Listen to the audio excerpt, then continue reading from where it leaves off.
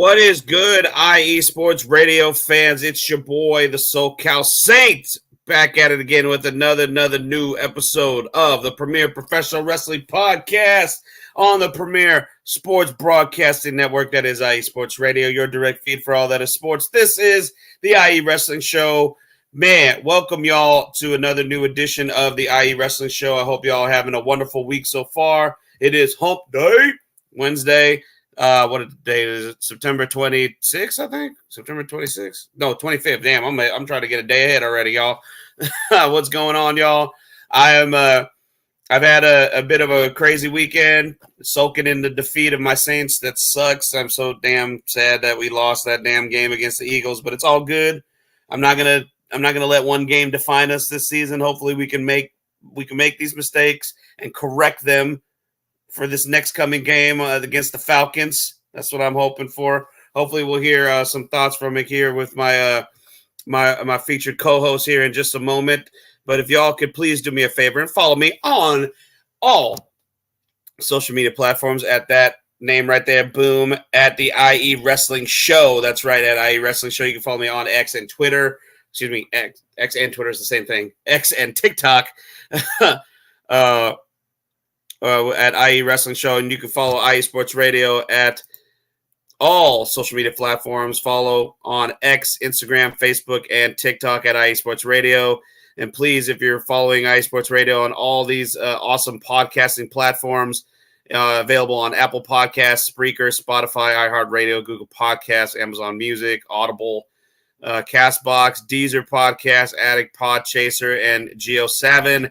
We are available on all those platforms. Not only that, we also have our own official website. Go to iesportsradio.com.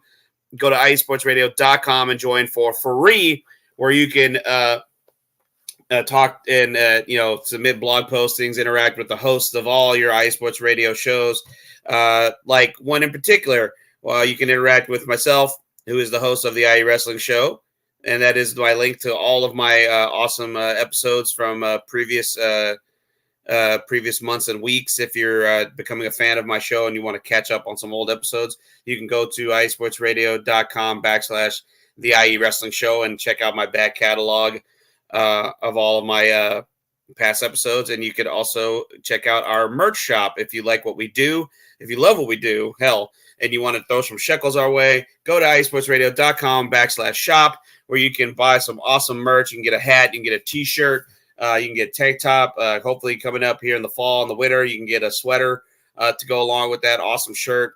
Do us a favor. If you love what we do, please go to iesportsradio.com/shop for all of our all your awesome merch needs. And to keep the lights on here at IE Sports Radio, we got to give a shout out to our awesome sponsors, our co-sponsors here. We got Planet Jerky, premium brisket beef jerky, the jerky that's on a whole other planet. Ooh, yeah. It's delicious. I love it. One of my favorite flavors is the volcanic jalapeno. You can go to planetjerky.net and order yourself some awesome, delicious premium brisket beef jerky. Or you can follow them on their official Instagram at Planet Jerky. That's on Instagram at Planet Jerky. Check them out, guys. Order yourself some delicious beef jerky today at planetjerky.net. And please check out our other sponsor, Seal the Deal Wax Seals.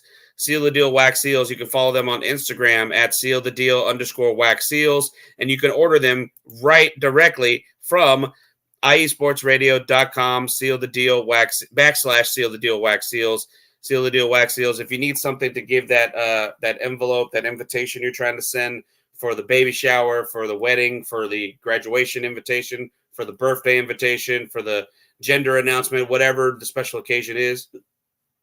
Ooh, excuse me. Whatever the special occasion is, go to Seal the Deal Wax Seals, where you can get that nice little panache, that nice little finesse, the nice little exclamation point on the awesome invitation that you're trying to send out to your family and friends. Go to Seal the Deal Wax Seals on Instagram, of course, Seal the Deal _wax seals, and on IE Sports Radio's official website, where you can order them directly at iesportsradio.com /seal the deal wax seals. But don't take my word for it, guys. We'll be right back here, and I will not be alone when I come back. When I come back, I will introduce y'all to the man who helped me out last week on last week's episode, which I thought was a banger of an episode. I don't know if anyone else thought that.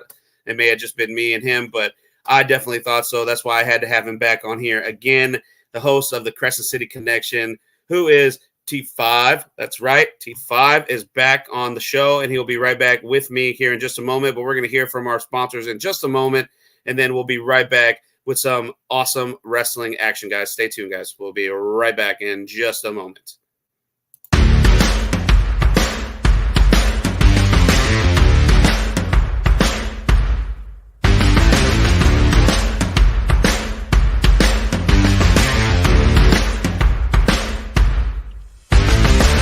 Hi, eSports Radio fans. This show is brought to you by Planet Jerky Premium Brisket Beef Jerky. Planet Jerky is the official jerky of the 2022 California League champion Lake Elsinore Storm, Single A affiliate of the San Diego Padres. This all brisket jerky has gluten-free options, contains no MSG, no sodium nitrate, is low in sugar, and high in protein. Go to their website at planetjerky.net and follow them on Instagram at Planet Jerky. Planet Jerky, the jerky that's on a whole other planet.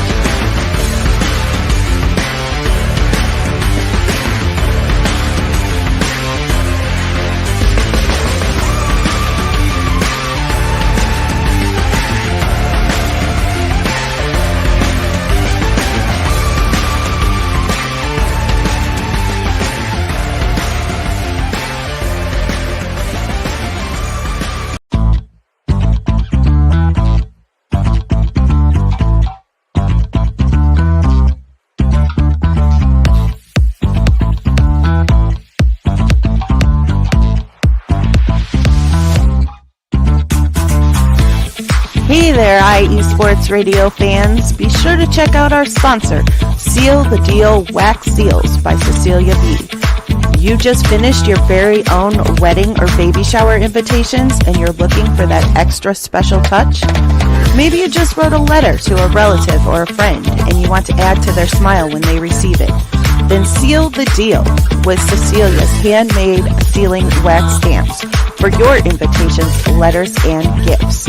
You bring the deal, we'll bring the seal. You can find them on Instagram at sealthedeal_wax stamps and on Facebook, Seal the Deal Wax Seals.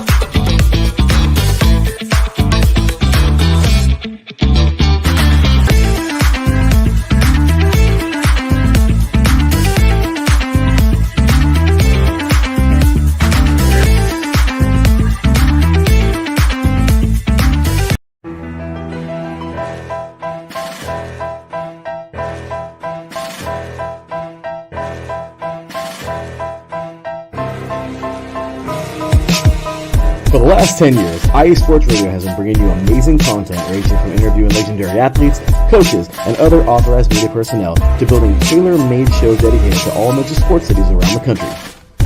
Make sure to follow us at eSports Radio on X, Instagram, Facebook, TikTok, and YouTube to keep up with the latest in sports and with all of our shows. Also, make sure to check out our daily updated website at iesportsradio.com. At iesportsradio.com, you can see our daily show schedule and check out all of our show pages with personal bios to learn a little bit more about each of our awesome hosts. In addition to our show pages, you can catch the iSports Radio blog, Hall of Fame, Fans of the Month page, and our merchandise shop including t-shirts, tank tops, caps, long sleeves, hoodies, and more. For now over a decade here at eSports Radio, we've continued to be by the fans, for the fans, and we thank you all for your support and for making eSports Radio your direct feed for all that is sports.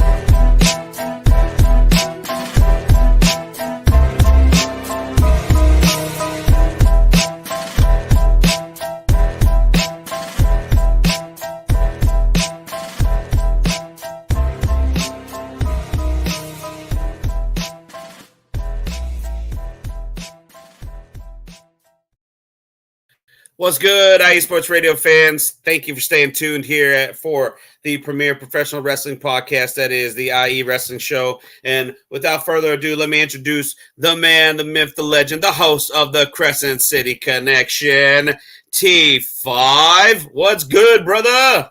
What's up? Yeet. What's going on, man? Yeet. Yeah, you know. Oh, see, look, I'm representing. Yeet. Yeet. That's what's up. Damn, man, how you doing today, man? How's your week been going so far? Doing all right, man. Can't complain, bro. It's all good, man. You know, we took that L on Sunday, man, but it's all right, man. We gonna bounce back, man. It's hate week, man. Bro. Saints Falcons, one of the best rivalries in the league. Man. Hey. All I gotta say, who better come correct this Sunday, man. I'm a diehard fan regardless, but we need to come correct this Sunday. Yeah, we need to bounce back. We need this one, man. We need to bounce back. Hell yeah, for sure. The only thing that made that loss a little bit better was the Cowboys lost, and then the Jaguars got smashed on Monday. So my football soul feels a little bit better. Like I feel a little less slighted. The good part was, man, if we could have took that W, everybody else lost. Yeah, the Cowboys lost and the Bucs lost. Everybody else lost. We could have, we could have took stranglehold on that number one spot. I know. It's all good. It's all good. We still up there. We'll get there, man. We'll get there. We'll be all right. I'm not worried yet. I'm not worried. I don't have anything to be worried about yet. Like I said, right now, I just want to see if Clint Kubiak and DA can about how they handle adversity. That's the one thing everybody was wondering. We've been doing good so far. Now we want to see if we can handle adversity. Exactly, brother. I agree. Well, hey, man, check out my bro T5's handles on X. That's the official handle right here for his show, Crescent City _IE. When's the show on again, man? Saturdays, noon Central, high noon. Saturday, high noon. Yeah, see, we have the same time slot, just different days. Saturdays at noon. You can check out T5, and you can follow him on X at Crescent City _IE, and on his personal page here at Who Is T Fizzle. I love that. And check out his show, man. You guys will not be disappointed, man. He's covering all the Nolan sports right there. I know he was covering the LSU game, and then of course previewing the Saints games. It's good stuff, guys. If you haven't listened, you need to do yourself a favor and check it out. He's one of the newer cats here on iSports Radio, but he's already fitting in perfectly here. You know, we've been doing our damn thing here at iSports Radio for quite some time, man. Whenever it's first started, with Larry, I don't know if Larry told you the head honcho of Ice. For those who don't know, the head honcho of iSports Radio, Larry B, the host of 3 and Out. Me and him. I don't know if he told you about his history with me. Me and him go way back, bro. We went to high school together. Yeah, so I had caught his show one time, and I was like, damn, I would love to do that. I would love to do a wrestling podcast because I've been, a fan of wrestling for so long, and yada yada, the whole spiel. And he gave me that opportunity, and it was me and another co-host, Miss Felicia Ruiz. I refer to her as the first lady of iSports Radio because, as far as I knew, she was the only lady we had as a co-host for any show at that time. And what a time to premiere our show, because we premiered around Survivor Series 2014.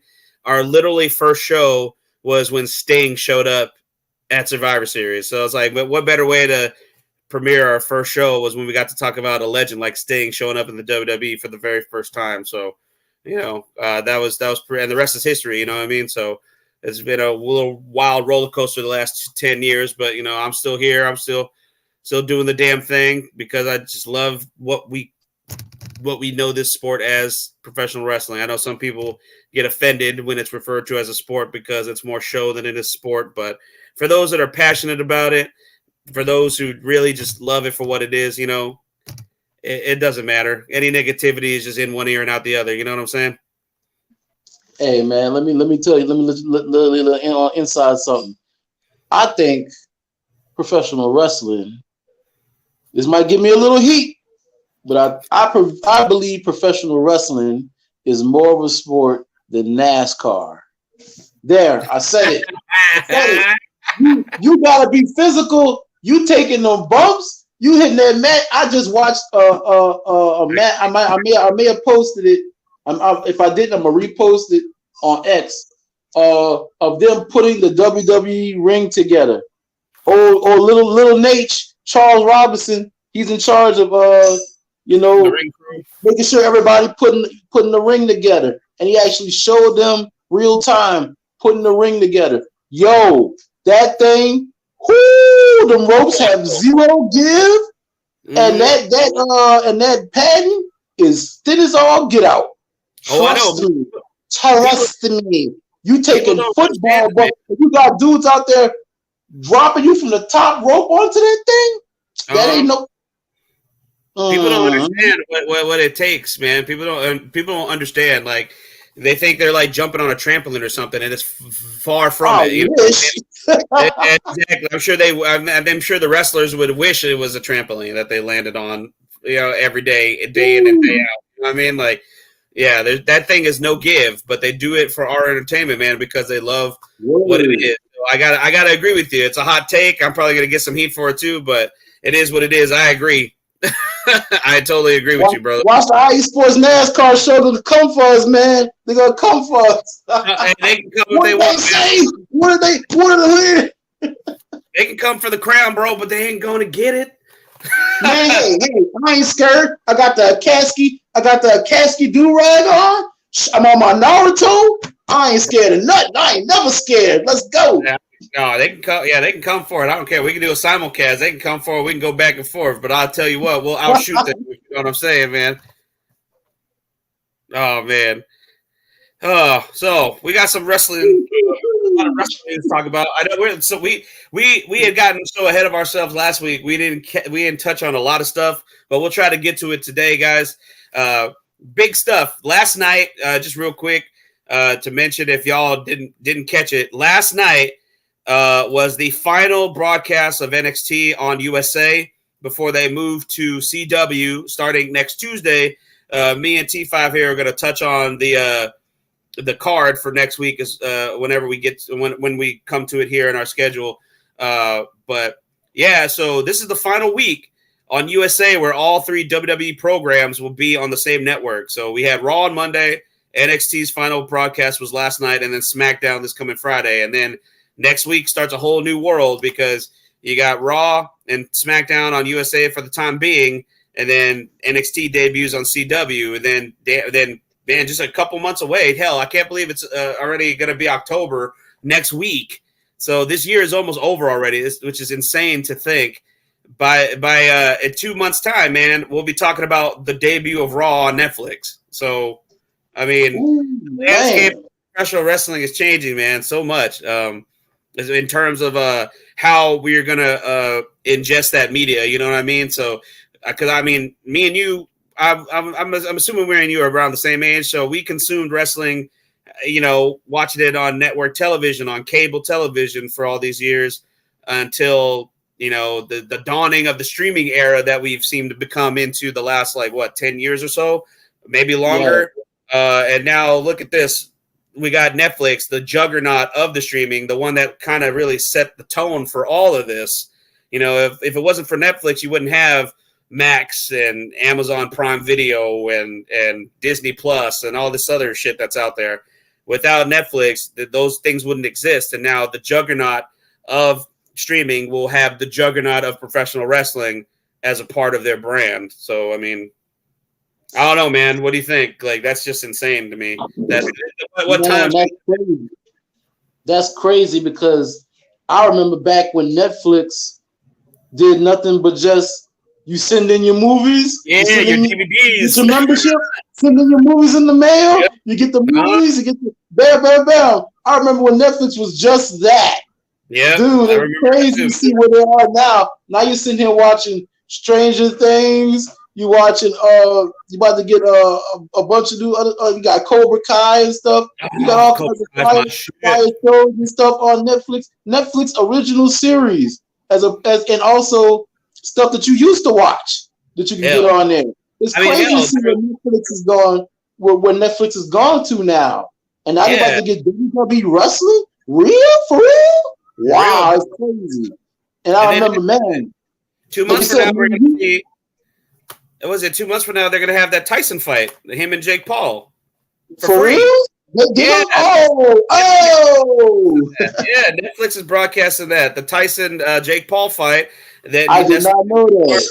That's going to be live, and that's going to be right here in my backyard, bro. Right here at Jerryland at AT&T Stadium. Jerry World. Oh, so that's why Tyson was at the Cowboys game. Tyson was there at that game. Yeah. Oh, that makes sense now. Oh, yeah.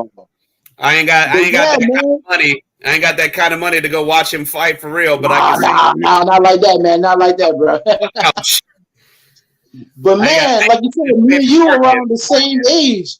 And like we grew up watching Monday Night Raw, Raw is War, the different iterations on USA. You sit there and watch Monday Night Raw. It go off at 9:00. Silk Stockings and all them other shows to come on that you know you're supposed to be in bed for. You know you're supposed to, hey, we're still doing up. You know you're supposed to be in bed. You know you're supposed to be. You know you're supposed to be in bed. Just stay up and watch wrestling. Just stay up and watch wrestling. It's time to go to bed and go to school. You go to school in the morning. That's how it went. That's how it went down for the longest. And now, then they went into like the 3-hour Raws and stuff. And like this whole time it's been on USA. I remember the guitar and everything, and Monday Night Raw would come on, and that was the game for the longest. And the thing that Monday Night Raw not gonna be on USA, man, and SmackDown gonna be on USA, and now the CW. They getting NXT. Y'all have to gotta get used to that, man. It's crazy. I know it's cool to see wrestling's coming back to normal, non-cable network television with NXT going to CW. It's funny that a lot of people. It makes me feel super old because I don't think a lot of kids remember that CW is an amalgamation of two networks. CW was birthed from WB. For those who remember, I'm dating myself here. So anybody anybody watching live, the WB was its own network at one time, and then I'm gonna really date myself. UPN was a network, and WB merged together to become what is now the CW. And at the time, whenever that merger happened, WWE SmackDown was on UPN, and then for a short time after the merger happened, SmackDown was on the CW. So before they went to, because this isn't the first time they've been on USA. After their deal with CW came up, they went to USA for many, many years before they had this Fox deal for the last 5 years or so, and now they're bouncing back to USA Network. So because USA and WWE have a very, very strong relationship. You find that out in that new docuseries that just premiered on Netflix, which we'll talk about here shortly. But they were the first cable network that broadcasted WWE programming whenever Vince bought the WWF at the time from his father and started the whole national expansion. Going after the territories and whatnot, and poaching talents from here and there and building his empire pretty much, you know what I mean? So it's just wild to see. It's really wild to see. So, but what is wild to talk about, especially after this past Monday Night on Raw, is yeet, man. All I can do is just yeet, man. I cannot believe Triple H and crew pulled the trigger. Jey Uso, main event Jey Uso, is the new Intercontinental Champion after 14 years of being a WWE superstar, multiple tag team title reigns with his twin brother Jimmy, a single title reign with the American Nightmare Cody Rhodes. They have the record longest tag team title reign of all time between him and his brother. And now his very first ever singles championship after all this time. And man, I think the payoff was so damn sweet. That crowd ate it up, man. That reaction for Jey when he came out to win Jey 1, 2, 3 after that Uso splash, bro, What an amazing, amazing moment. You can see the real emotion, the raw emotion in the face of Jey Uso. Tears were in his eyes. Like, that is what I'm talking about. When people say shit like about wrestling not being real, for guys like him, guys who have been working their ass off, to finally be given an opportunity like this, to be praised, to be congratulated, to be awarded for all their hard work, their dedication, their blood, their sweat, their tears, that is real raw emotion. You can't fake that, man. And for fans to react the same way, I don't know if you saw, I shared a video on X of this little boy. This little boy, cut just like Jay. He had a Yeet t-shirt on, and you could just see how emotional he got when Jay, who I'm assuming was probably his favorite wrestler, possibly. I mean, hell, he had the same haircut as him. You gotta be very brave to have that mullet in 2024, man. That's his favorite. Yeah, that's his favorite wrestler, winning the championship, bro. Like, you can see how emotional he got, that kid. That's what it's all about, man. And that is what I'm talking about. Because I'll admit, man, I don't know how many people will admit this, but I did tear up back at WrestleMania when Cody finally beat Roman. You know, I wasn't all out balling, but I could feel you could feel it, man. You know what I mean? I could feel the tears welling up. It was just happiness, just elation for someone that you are just a big fan of, to see him finally get the payoff that he so deserved. And so I know I feel you, little man. If you're out there, I feel you, brother. I know exactly how you feel, because that's how I felt when Cody won the belt, and I know that's how you felt when you saw Jay win the Intercontinental title this past Monday, and Jay making history on top of that, being only the second son of a Hall of Famer to win the same championship of his father. Mr. Perfect and Curtis Axel were the first father-son duo to ever win the Intercontinental title, and now Rikishi and Jey Uso are amongst that class now. Your thoughts, brother? Man, that's what's up. Like, man, you said it all right there, man. When you get it's very rare, but like, man, especially in professional wrestling, when you get these moments that elicit so much emotion from the fans. Like, I remember when Dustin and Cody wrestled in AEW. And he cut that promo afterwards. It was all bloody. He said, "I don't need a partner." And his voice started to crack. I need my brother. Woo, yeah. Boy, that touched my soul. Because I grew up a Dusty fan. Man, my big mom was a Dusty fan. I grew up a Dusty fan, and he was one of my favorite promos. And bruh, to see the two of them in the ring together and they hug it out, and that moment, that touched my soul, dude. And then when he went on, and he talked about when he first got here, and he talked about wanting to go after the title, and everything that went about it, about his dad not winning it. He won the match, but didn't get the title. I was like, bro, that's gonna be a moment right there. And shooting, touched my soul, bro. Got me right in the feels. So that's what I'm saying, man. And when Kofi Mania, bro, it wasn't a dry eye in the house because everybody felt that. Everybody was like, bro, we need this. This is his time. That man been putting in the work. And just like Jay, he been here for a long time. And he been putting in the work. And now when you see the machine get behind somebody and let them cook. Now, main event Jay, a lot of people's kind of like, he's a tag team guy.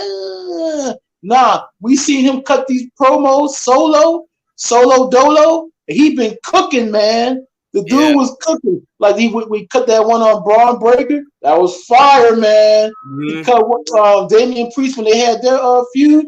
Once again, fire, man. Let the dude cook. He got the charisma. You know he can wrestle. Let the dude cook. Now they went ahead, and I was surprised that he beat Braun, because Braun, like, not for nothing, Braun been cooking, man. He got he got that going on, the crowd behind him, man. So, man, when the match was going, I was feeling it. Then they started winding it down. I was like, all right, man, what we gonna do? Because he been taking all these L's, man. Challenging Gunther, L. Challenging Damien, L. Taking all these L's. getting these title shots and taking all these L's. I'm like, man, when this dude gonna get this dub? And sure enough, Monday night, he got the dub in the home state. The crowd was behind it. They was red hot for it.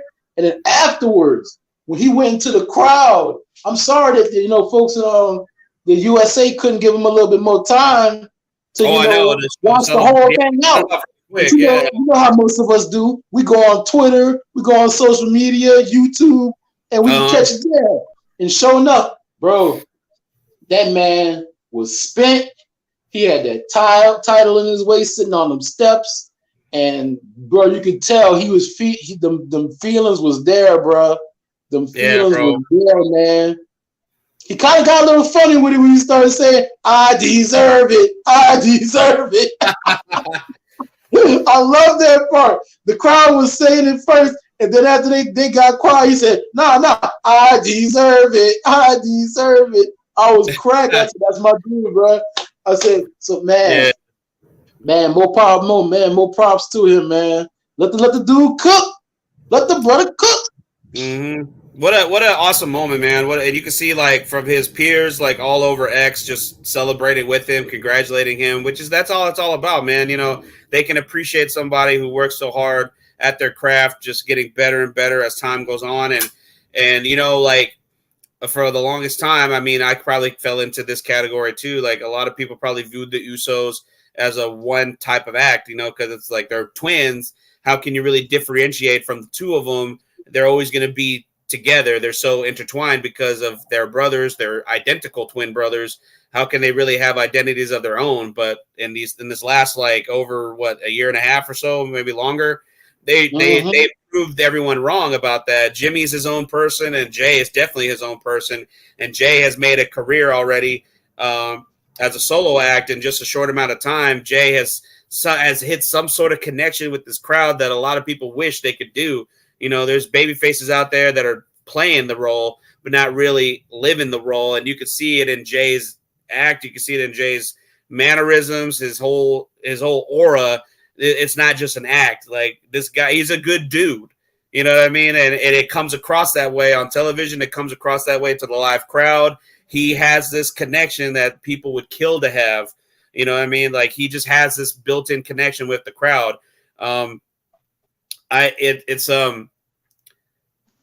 What's the best way I could put this might be a hot take, and I don't know how people will take it, but this was another emotional title win for me. I have to go back to this because he is my favorite wrestler of all time, and he's the only other wrestler that I can think of on the spot right now that had that sort of connection with the crowd.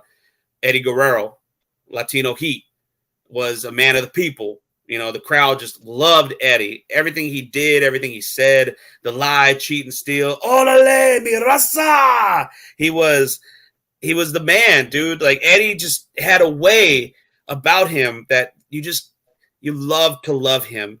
Anytime he came out in his lowrider, hitting those switches, bouncing up and down in the car, and then he'd get on the top rope and you could just see the elation from the crowd. He just put smiles on people's faces. When he won the WWE title, bro, when he beat Brock Lesnar, a guy that everyone assumed was just going to decimate Eddie just because this is Eddie Guerrero. He's never had the opportunity to be a main event guy. He proved everybody wrong, and he did the unthinkable. He became the first ever Chicano WWE champion, first ever Mexican-American WWE champion in history. You know what I'm saying? Beating a monster like Brock Lesnar. Like, not many people can say they beat Brock Lesnar clean. Eddie Guerrero, God rest his soul, is one of them. And he was a champion of the people in more ways than one.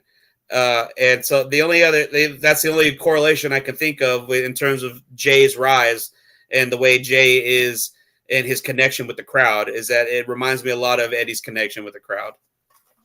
Man, I agree with you 100%. Not no hot take right there, man. Eddie was that dude. Like he had that champion. He had that as the kids call the Riz. He had that championship charisma where he connected with the crowd, not only in the ring but during his segments. He maximized his time, man. People still to this day crack up laughing at the little compilation videos of Eddie Guerrero wilding out in the crowd and stuff, doing the little Eddie stuff, throwing the chair, bang, smacking the chair on the ring, hitting the ground. Referee turn around. I didn't do anything. And he's sitting over there just laughing. They lay back down. Boy, he was a bad dude, boy. He was a bad boy. But I agree with you, like he had that championship riz, man, where he had the charisma, he had the connection to the crowd. And that's the same thing you see with Jay. That's like the bloodline, man. As long as the thing has been going on, I'm cool with it because it has made so many dudes. Like you sitting there like, but all the dudes that Roman done beat, they done burned. No. Look at the cast he done messed around and made. Sami Zayn. We all knew Sami can go. We all knew the dude can go in the ring. This turnaround, when he joined the bloodline, trying to join on, can I be down with y'all? Can I roll with y'all? Can I be cool with y'all? And you had him try. He was cool with Jimmy, but Jay ain't one. That was hilarious. They had their own handshake and everything. And we'll work on it. Bro, he used to have them breaking character in the ring, bro. Yeah. Boy, that had me dying when he had the whole crew trying to hide their face on Monday Night Raw. What was the trial? The trial of, I think it might have been the trial of Sammy. He had them He had Roman about to break. He had both the brothers about to break. It was wild. But that made Sammy turn around. Then you get Jay and Jimmy. Everybody's like they're tag team dudes. You can't tell them apart. But when you had one brother rolling with Sammy, the other brother didn't want nothing to do with him. That started to differentiate the two.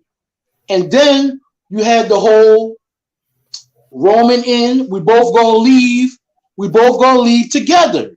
We done found out Roman ain't cool. He ain't right for us. We both gonna leave. But then one brother turned on the other. Yep. You had them start to separate. And now you have Jimmy doing his thing, Jay doing his thing, and now you can tell the diff. Mm-hmm. And man, and of course we have Solo.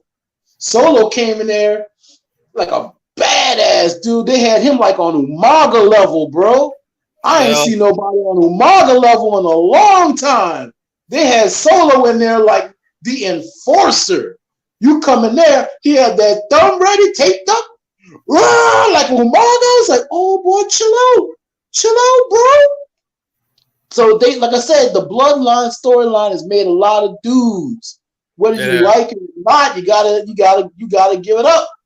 And of course, we got Roman, who everybody was like, Roman can't be top dude. Roman can't be top dude. Turn around. Everybody still had that dog stuff match and all that other foolishness. What that was, suffering succotash, all that stuff. They still had that in their mind, bro. Hey, man, that shit was pretty good. You turn Roman heel? That was a wrap, bro. That was a wrap. Roman was out here killing it after that. The bloodline was like, what's that mean? Eating popcorn, and Jon Stewart eating popcorn. That was us every Friday. The bloodline gonna be on there? What? The bloodline? What's gonna happen next? That was soap opera for us, bro. Yeah, for sure. That was Young and the Restless, General Hospital, all of that mixed into one, bro. What the bloodline gonna do? What the bloodline gonna do this week? What the bloodline gonna do this week? Or the bloodline on the show? I'm good. Right? Yeah, man. So, I mean, congrats to Jey Uso. I'm so glad he finally got his big win. And it was in the main event overall. Main event, Jey Uso doing his thing. Braun Breaker. This is not a burial. A lot of people are criticizing. Some people are out there hating, saying this is a burial of Braun Breaker because he just won the title at SummerSlam. This is not his last championship reign, guys. Braun Breaker is in the prime of his career. He's in a young, part of his career. He just barely got up to the main roster this year, guys. Like, this is not the end for him. Trust me. Like, there's bigger, better things in his future. This is not going to be the last time he holds gold. This probably isn't going to be the last time he's Intercontinental Champion. I could definitely see another reign in his future, and I definitely see him becoming a world champion at some point in his young career. Like, that's a fact. Like, I'll that's a hill I'll die on if people want to argue with me. But a lot of people on there. There's gonna be a lot of people on that hill with you. And I mean, that's but he's still young. He's still young. He got a lot of more championships. That's what I'm saying. Like, he's so young in his career, but he's got charisma. He's got the athletic ability. He's already starting a connection with the crowd himself. He's already got the crowd, just like his dad, the dog-faced gremlin, So, I mean, he comes from a wrestling family. Like, success will follow him. That this is not the end of his career. This is not a burial for anybody that's taking this loss to the extreme. You know what I mean? That's not what's happening here. So people need to just take a deep breath, chill out, and just let the story play out. This is not the end of Braun Breaker's career on Raw, okay? Just because he lost to Jey Uso. That's not – I mean – What wrestling fans taking things to the extreme? No way. Not us. No, never. Exactly. No. Oh, man. Never heard of it. Nah. Right. That's so strange. I don't know if you had a chance to watch this yet. I don't know if anybody in the chat room or anybody watching live has had a chance to check this out. It just premiered last night. It went live at midnight or 1 a.m. for some people on Netflix. The Mr. McMahon docuseries. It's 6 episodes. They're each about an hour long. I've watched pretty much the majority of it. I'm on the final episode now. I was hoping to be finished with it before we went live today, but I didn't get a chance to get through it. But it's an interesting watch. I will say that, especially some of the earlier episodes where they touch base on a lot of the early days of the WWF and their golden era, with the Hogan era and some of those scandals. Because I mean, this scandal that McMahon is currently in, which is probably by far the worst. It's very just to keep it modern with the times. It's very Diddy-esque. Let's just put it that way without getting too in depth with it. But it's very Diddy-esque. McMahon has had a lot of controversies in the past. I mean, for those who don't know, you can literally find videos on YouTube and play catch up. They have news segments about it. I don't know if anybody remembers the Phil Donahue show. They had a whole episode dedicated to it, which you can watch on YouTube in its entirety. It was the Ring Boy scandal. There was the steroid scandal, of course, that everyone knows about, where Vince almost went to federal prison for 11 years if he had been found guilty. So controversy and scandals following Vince McMahon is not a new thing, especially if you're a longtime wrestling fan like we are. And then, they touch base on the passing of Owen Hart, that tragedy back in May of 1999. And in the final episode, what I got up to was they were just touching base on the Chris Benoit tragedy back in June of 2007. So, and then it's going to get into his current predicament as well. So I haven't gotten that far yet, but that's in the final episode, I'm assuming, because they completed this documentary after all that shit went down. So I don't know if you had a chance to watch any of the episodes yet, but if you are a wrestling fan and you're, I know it seems like a lot of the times we get these documentaries are always about the seedy part of wrestling, just like the Dark Side of the Ring series. I mean, I don't know if you watch that, T5, but I enjoy it. Like anything wrestling, I want to consume it. So I'm a fan of the Dark Side of the Ring. Sometimes I feel like it's a little one-sided in certain areas, but I mean, it is what it is. I'm not the producer. I'm not the one creating the show. This one at times seems a little one-sided, a little bit, not as much, because I feel like there's a lot of counter opinions with some of the people that they interview for this docuseries. They interview, for some reason, I will say this. there is a part in the docuseries that kind of just made me roll my eyes. It just like this petty asshole. He probably agreed just to say this, like on camera. That douchebag Dave Meltzer is interviewed for the series, and he's pretty much on almost every episode. But there's one episode in particular where they talk about WrestleMania 3 with Hogan and Andre at the Pontiac Silverdome, and they talk about the attendance number, and he had to just say, he's like, of course, he's like, there's so many people, they probably believe that it's still 93,000 people. It was actually 78. Okay, like just as just matter of factly, just in a very douchey way, he's like, it was actually 78. But he's the same asshole that wants to argue that the numbers that England, that the actual country of England said was false about All In, the very first one. He wants to say like that's not true. he wants to argue that AEW's numbers are correct, not the actual country that actually keeps track of ticket sales and people going in and out of the, going into the gate, like, and how it's disputed the 80,000 claim. I don't know if I know I've talked about it here on the show before, but yeah, that first number, that first year that they did Wembley last year, that number is also disputed. But Tony Khan and crew will die on that sword, and apparently Dave Meltzer's right there, like, yep, yeah, that's true. But WWE's numbers, they're all false. And I just had to be on this docuseries to say it. So there. I mean, that's how he seemed. Like when he said, he's like, yeah, but that's not right. Like it was like he agreed just to say that shit on camera. Like, what a douchebag! what a giant douchebag! If like for him to say one wrestling company embellishes attendance records and another one doesn't, he's full of shit because they all do. They all do. Like it's just a practice of the wrestling business. I mean, you know what I mean? Like it's just a fact of business. As there is good guys and bad guys, there's always going to be promoters and companies inflating their numbers. That's just the way of the business. That's how I understand it. So yeah, he's just a new school carny. He's just like the rest of them. He's a new school carny. That's all. Man, he knows exactly what he's doing, man. Exactly. Like, man, I just had to say that because I thought that was just so.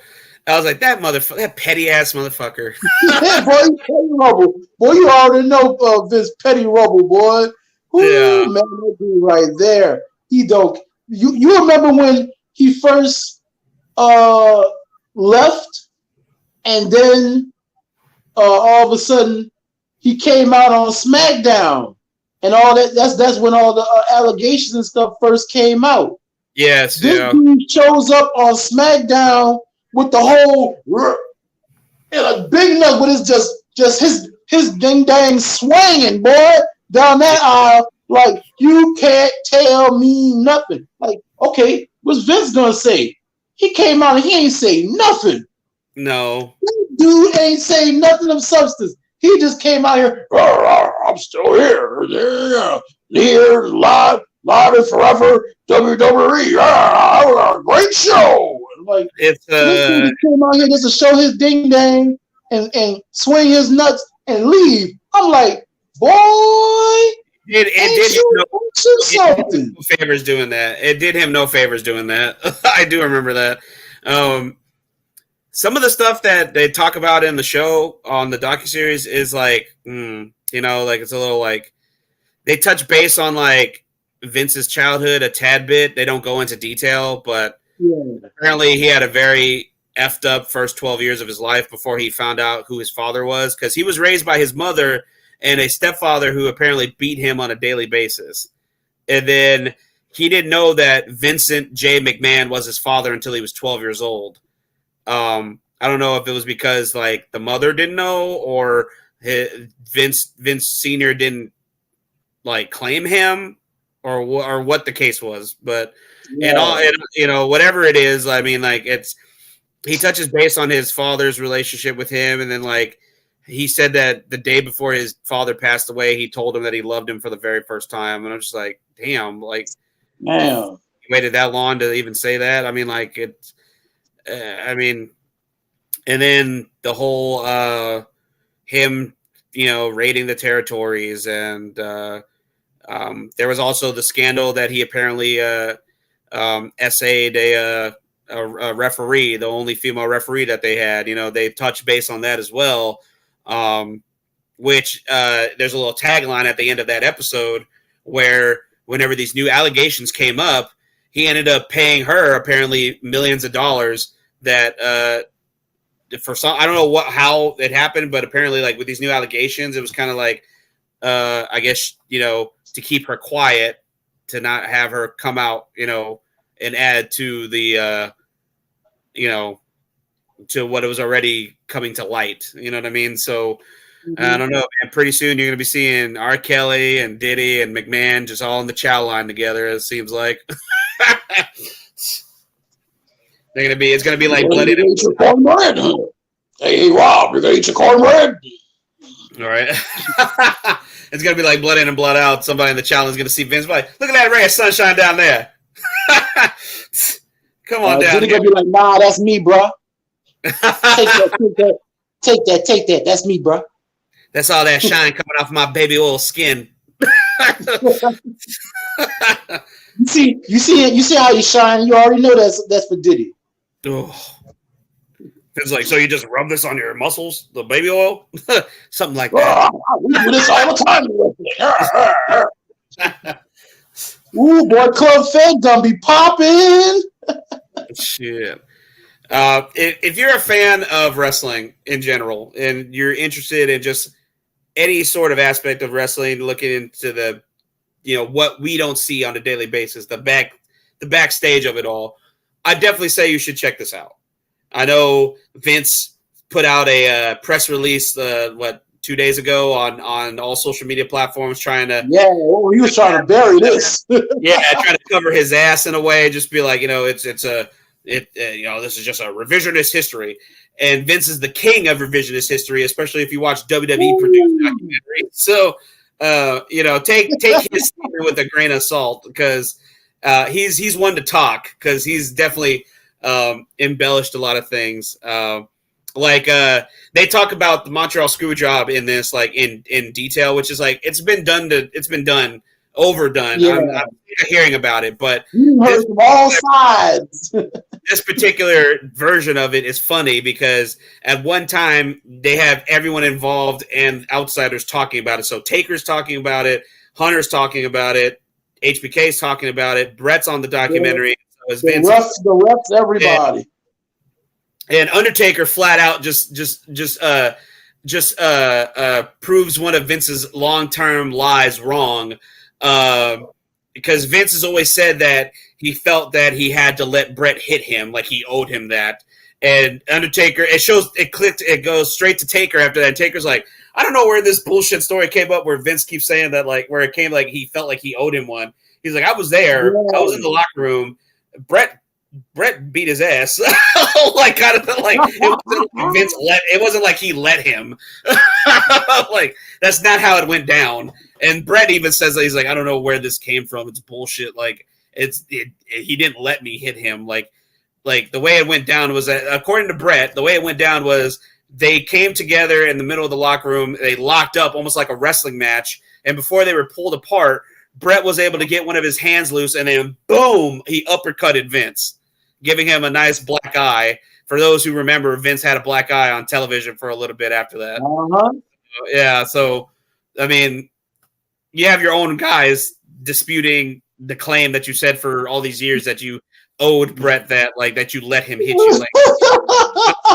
I let him. I felt I owed it to Bret. Boy, you. I owed it. I felt like I. After what I did, I owed it. Take it. He just sit there with his hands up, his hands spread out, like, go ahead, Bret. Do your thing, my friend. I'm sorry, Bret. Do it to you. I owe you, my friend. No, come on now. We're even now, aren't we? We're even now. Yeah, no, that's not how it really went down. Which, like, come on now. you got Taker and them like, I don't know what the hell he talking about. Exactly. Shit. Oh, bro. Let's take a quick break. And we'll hear from some of our other IE Sports Radio. We'll hear from some of our other IE Sports Radio shows, and then we'll be right back. When we come back, me and T5, we're going to talk about AEW Grand Slam, which he had to remind me of, that's my fault for not keeping up, but that is tonight actually. So we'll talk about the card for AEW Grand Slam tonight. We'll get into the card for NXT's debut on CW, which was made official last night as well on the last broadcast on USA. And we'll touch base on some other wrestling news. So we'll be right back, guys, here in just a moment. Stay tuned, guys.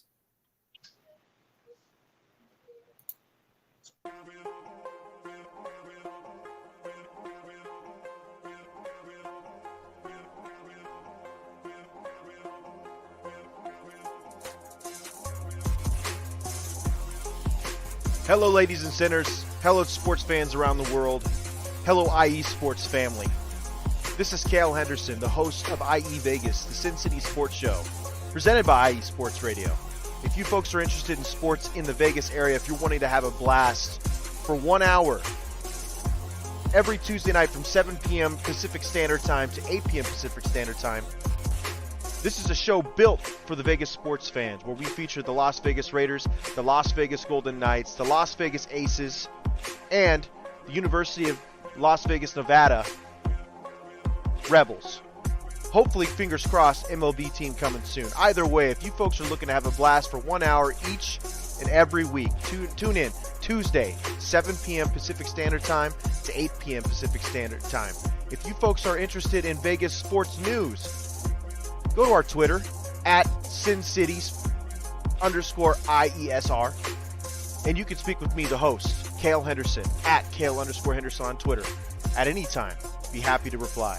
Always want to reach out to our fans. Again, the Sin City Sports Show, presented by IE Sports Radio, your direct feed for all that is sports.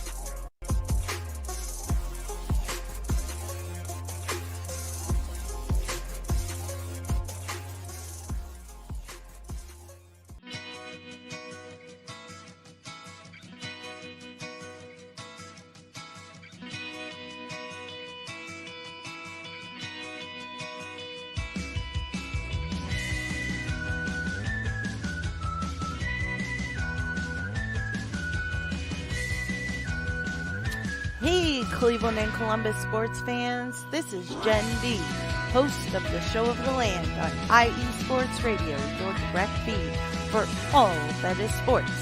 If you love Cleveland and Columbus sports like I do, be sure to tune in live to the Show of the Land on Tuesdays, where we will cover the Cleveland Browns, Cavs, Guardians, and Monsters. We will also talk about the Columbus Blue Jackets, Crew, Fury, and of course, the Ohio State Buckeyes. We'll also cover other colleges in the area like Akron, Kent State, Cleveland State, Mount Union, John Carroll, Baldwin Wallace, Youngstown State, among others. So like I said, if you love Cleveland and Columbus sports like I do, be sure to tune in Tuesdays to the Show of the Land with Jen B on IE Sports Radio, your direct feed for all that is sports.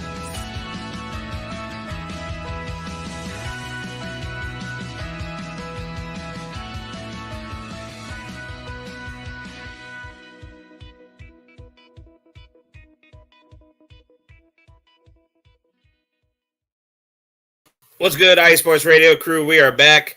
It is I, the SoCal Saint of the IE Wrestling Show, and my boy right here, T5 with the Crescent City Connection. We are back. We talked about a little bit about Jey Uso becoming Intercontinental Champion, and we talked about a little bit on the Mr. McMahon Netflix docuseries.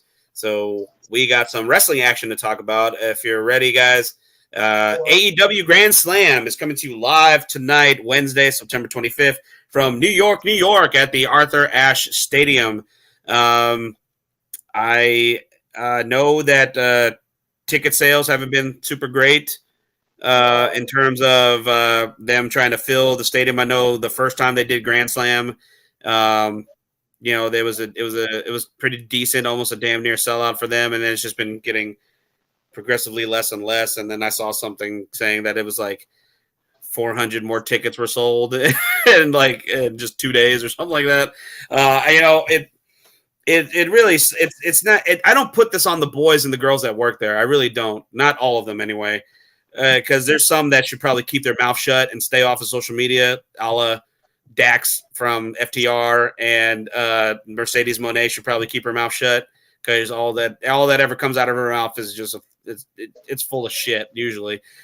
She's not helping the brand, and Dax is definitely not helping the brand either with a lot of the shit that they talk and kind of baiting fans and arguing with fans. Like, that's not how you're going to gain new ones, by arguing with people online. You know what I mean? But there's guys that are on the roster that I am a big fan of in turn, and I want them to succeed. I love Bryan Danielson. I want him to succeed. He is now the champion. I want to see him succeed, especially if this is his final run. Let him have the successful one. His time in the ring is coming to an end very, very soon. You got guys like what's his name? Swerve Strickland. I like Swerve.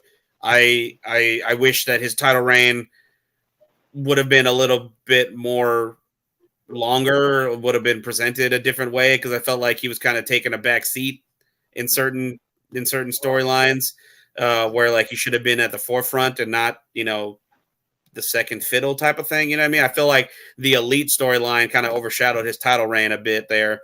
But that's me. I mean, I could be wrong, but that's how I felt it was. I felt like he wasn't presented like he should have been as champion, especially their first African-American world champion. They should have been all in on that. You know what I mean? They should have just put the whole machine behind him, because he's got a connection to the crowd too. The crowd loves him, his act. I like him a lot. I liked Swerve when he was with WWE, when he was in NXT. I felt like putting Hit Row with him was more for them than it was for him, because he was already doing well without having this group attached to him. You know what I mean? Like, he didn't need to be a part of a group. Like, I felt like he was just fine on his own, and it was more so for them than it was to get a rub off of him. You know what I mean? Not for him to get a rub off of them. You know what I mean? Anyway, with that said, their Grand Slam card seems pretty tight. I mean, it seems like a decent card. A lot of title matches scheduled for tonight. I don't know if you have the full card in front of you, T5. I got just, I don't know what matches they have, or what non-matches, like what segments they have scheduled. I just have the matches that in front of my face at the moment. Yeah, I don't want to got you. I don't know what they got as far as segments, but I know we got Yuka Sakazaki versus Mariah May for the women's title. That should be a good match. Yeah, we got Hook versus Roddy, FTW rules, FTW title. Okay, Roddy Strong, yeah. We got the Young Bucks defending the tag titles against Will Ospreay and Kyle Fletcher. Okay. We got the trios. Oh, I believe it's a trios open challenge. The titles open challenge. Yeah, they were saying Pac and Claudio were saying, hey, they were pleading to not pleading so much, but they were trying to reach out to Wheeler, saying, hey, if you still with us, show up and do the work.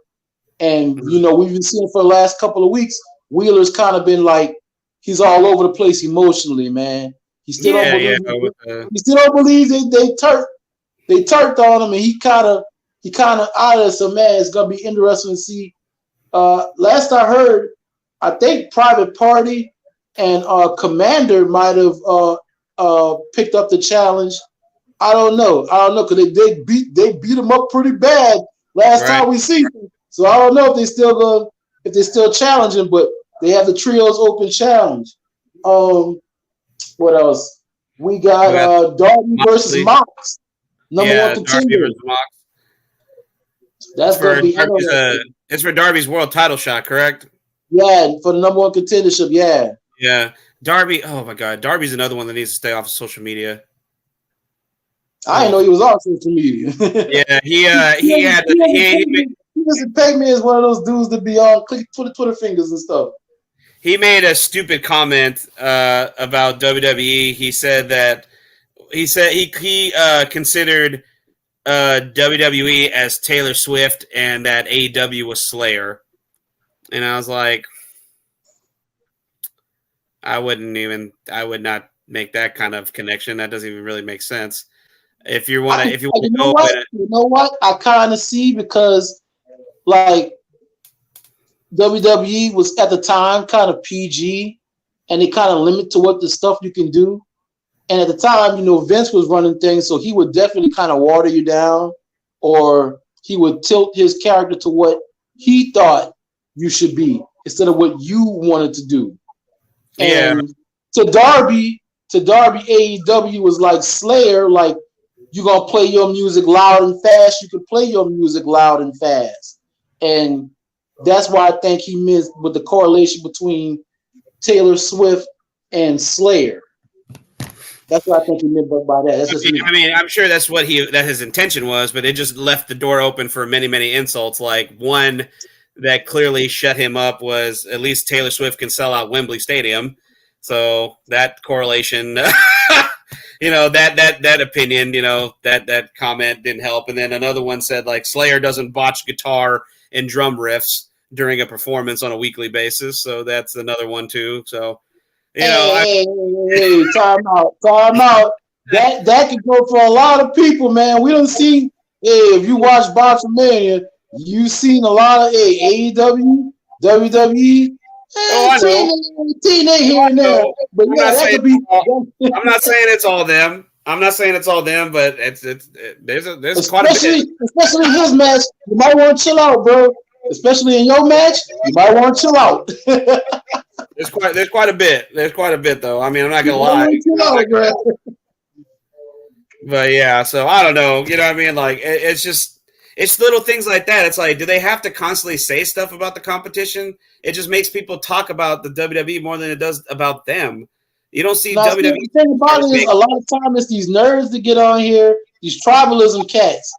They got the pro AEW cats that came over right before they started because they wanted a new alternative, and they've been pro AEW diehard since day one. Then you got the WWE lifers that don't do nothing but else WWE. They don't even know wrestling exists outside of WWE and that sort of thing. And they go ahead and they boosh on social media, and they made it so toxic that your skin fall off. That's how toxic it is on Twitter X and social media, because you have I will agree with that. WWE can do no wrong, and these other cats, the AEW can't do no wrong. Like, you can't watch both. You can't just enjoy wrestling and leave the Twitter fingers alone. Leave it alone. I agree. Like Punk said, like old Chicago Punk. He said, "Go touch grass." Yes, ladies and gentlemen, go touch grass. I agree with you. Trust me, I agree, because it is toxic on social media when it comes to wrestling fans, especially on X. But my argument is some of the wrestlers from AEW, because I can't say that I see any WWE superstars doing the same thing. Because they won't let them. They facilitate that. They facilitate it. That's They're smart. They're smart. WWE smart. They have a whole social media team that tells them, "Hey, don't do." Yeah, that's my point. They have people in place to keep them in check, like a boss should do. You got Tony Khan on here. When your boss is the one arguing with people online, how else are you going to act? Like, he's a multi-billionaire. I shouldn't say that. He's the son of a multi-billionaire who has an endless trust fund, who is facilitating his wrestling dream, and he's going to argue with some faceless asshole on Twitter. Like, why? Hey, time out. Tony Khan got his own. Little young TK, he got a job. That boy got his own money. He may be the son of Shad, but that cat got his own bag. I'm pretty sure the bag that's facilitating AEW ain't his own. Trust me. That boy got a silver spoon in his mouth, and he's got his hand out to Daddy like, "Come on, Daddy. Come on, Dad." Hey, Kevin Owens' contract is coming up soon. That boy got a couple of jobs. A couple of jobs his dad gave him. I'm like, ooh. Hey, my daddy, shit. I'll be like, hey, Dad, what we doing with the Jacksonville? What Jacksonville doing over there? Hey, that guy doing anything? that's another thing too. Wait. Hey, I like soccer, Daddy. I like soccer. What's going on over there? You can ship me to England. Shit, I'll be asking for a job too. Did you see they had like this little like 30-minute like I guess documentary or something on, I think it was on Match or something. I was listening to Wrestling Soup the other day. Shout out to Anthony Missionary Thomas and Joey Numbers. They are one of my favorite podcast teams, Wrestling Soup. If you never listened to Wrestling Soup, you should check them out. They are definitely one of the reasons why I wanted to do this podcasting about wrestling. But anyway, Wrestling Soup on their last episode was talking about they were actually talking about Fightful, Sean Ross Sapp from Fightful Select. I don't know if you know who that is. He's another Dave type. He's a giant douchebag too. So shout out to you, Sean Ross. You suck. Anyway, wow. What do you do? Yeah, what does the rest do you? He didn't do anything to me. He's just an asshole. Anyway, the video clip they played like a soundbite from a short like little 30-minute like documentary or something that Tony Khan did, or it had something to do with some interview he did or something, and it was from the draft, like the time period of the NFL draft. When he had the neck brace and stuff on. Yes, and they had audio of some of the other representatives for some of the other teams talking about him, and they're just like, "What is that? What is he wearing?"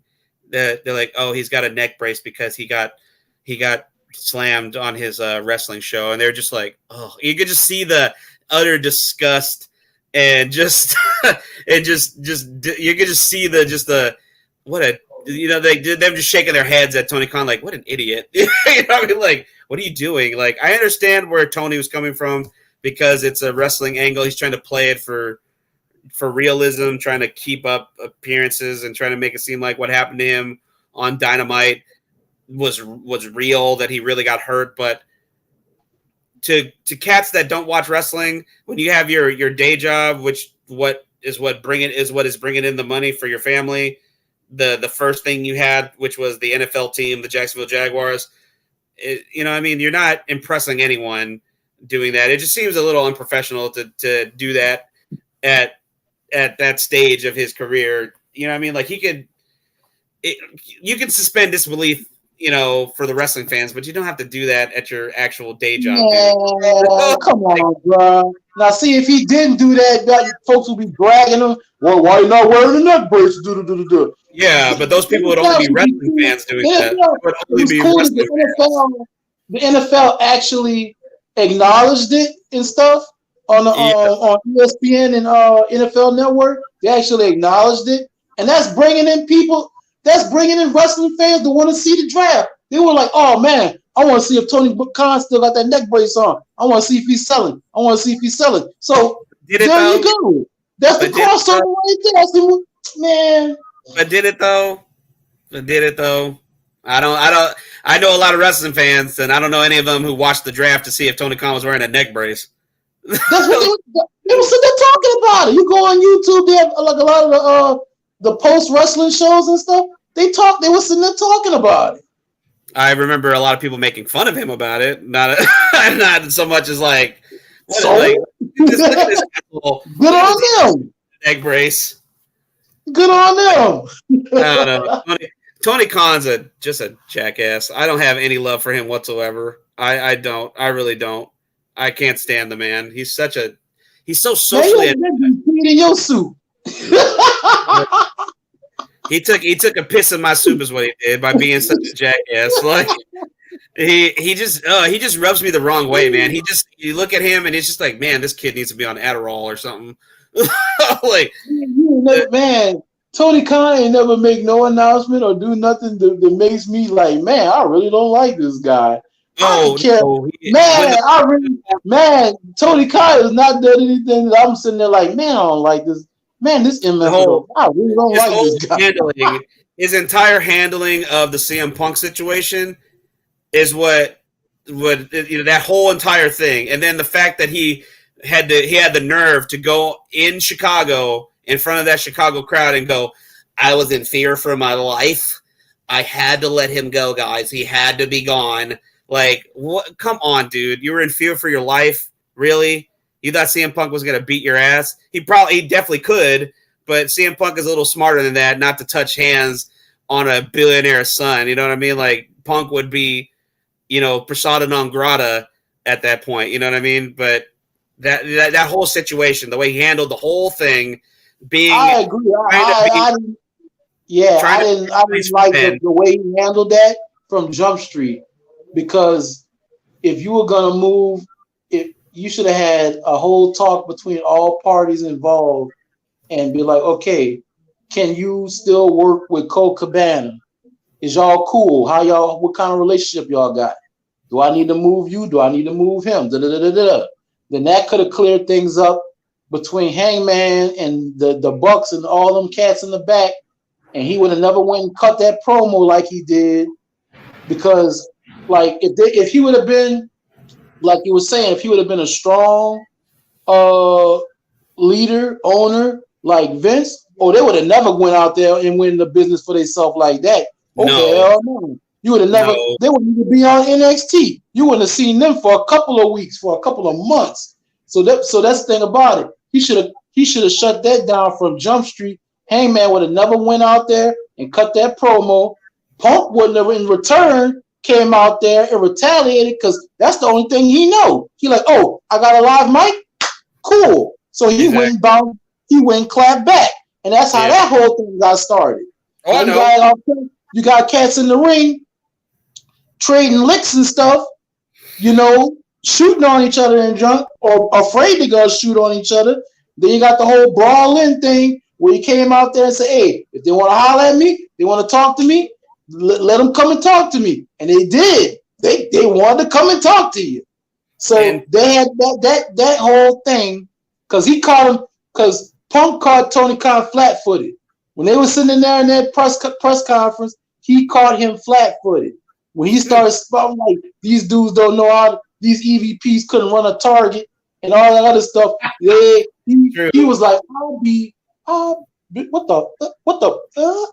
you doing? He caught him flat-footed. So he couldn't really respond until they got to the back. Then by the time he got to the back, that was a wrap, because Tony Khan was still doing the rest of the press conference, because he was talking with Chris Jericho and a couple other people, at the time the stuff was going on. Right. So, I mean, like you were saying, sometimes he didn't handle that. He didn't handle that the right way. If he would have straight up handled that like right off rip, then they wouldn't have thought, oh, Punk was behind this. Oh, Punk did this. Oh, Punk throwing his weight around. No, it was not Punk, because next thing you know, you got the dirt sheets. The dirt sheets want the inside scoop. So they taking stories and running with it. They like, somebody said the CM Punk got him moved, or somebody said the CM Punk did this. Yeah, and I wonder who are the people they kept nudging him. They kept nudging Punk. The dirt sheets kept nudging Punk, and he got tired of it. So after that match, when they did the presser, he just unloaded. Hey, you, ain't you the dude that kept asking me about the bam? And he went in on him. Yeah. I mean, it was warranted, though, because, I mean, like, where are they getting their information from? I would have got mad, too. Some of it was him. Some of it was actually him, because you'd say the camp of CM Punk. Okay, which one of your friends is snitching?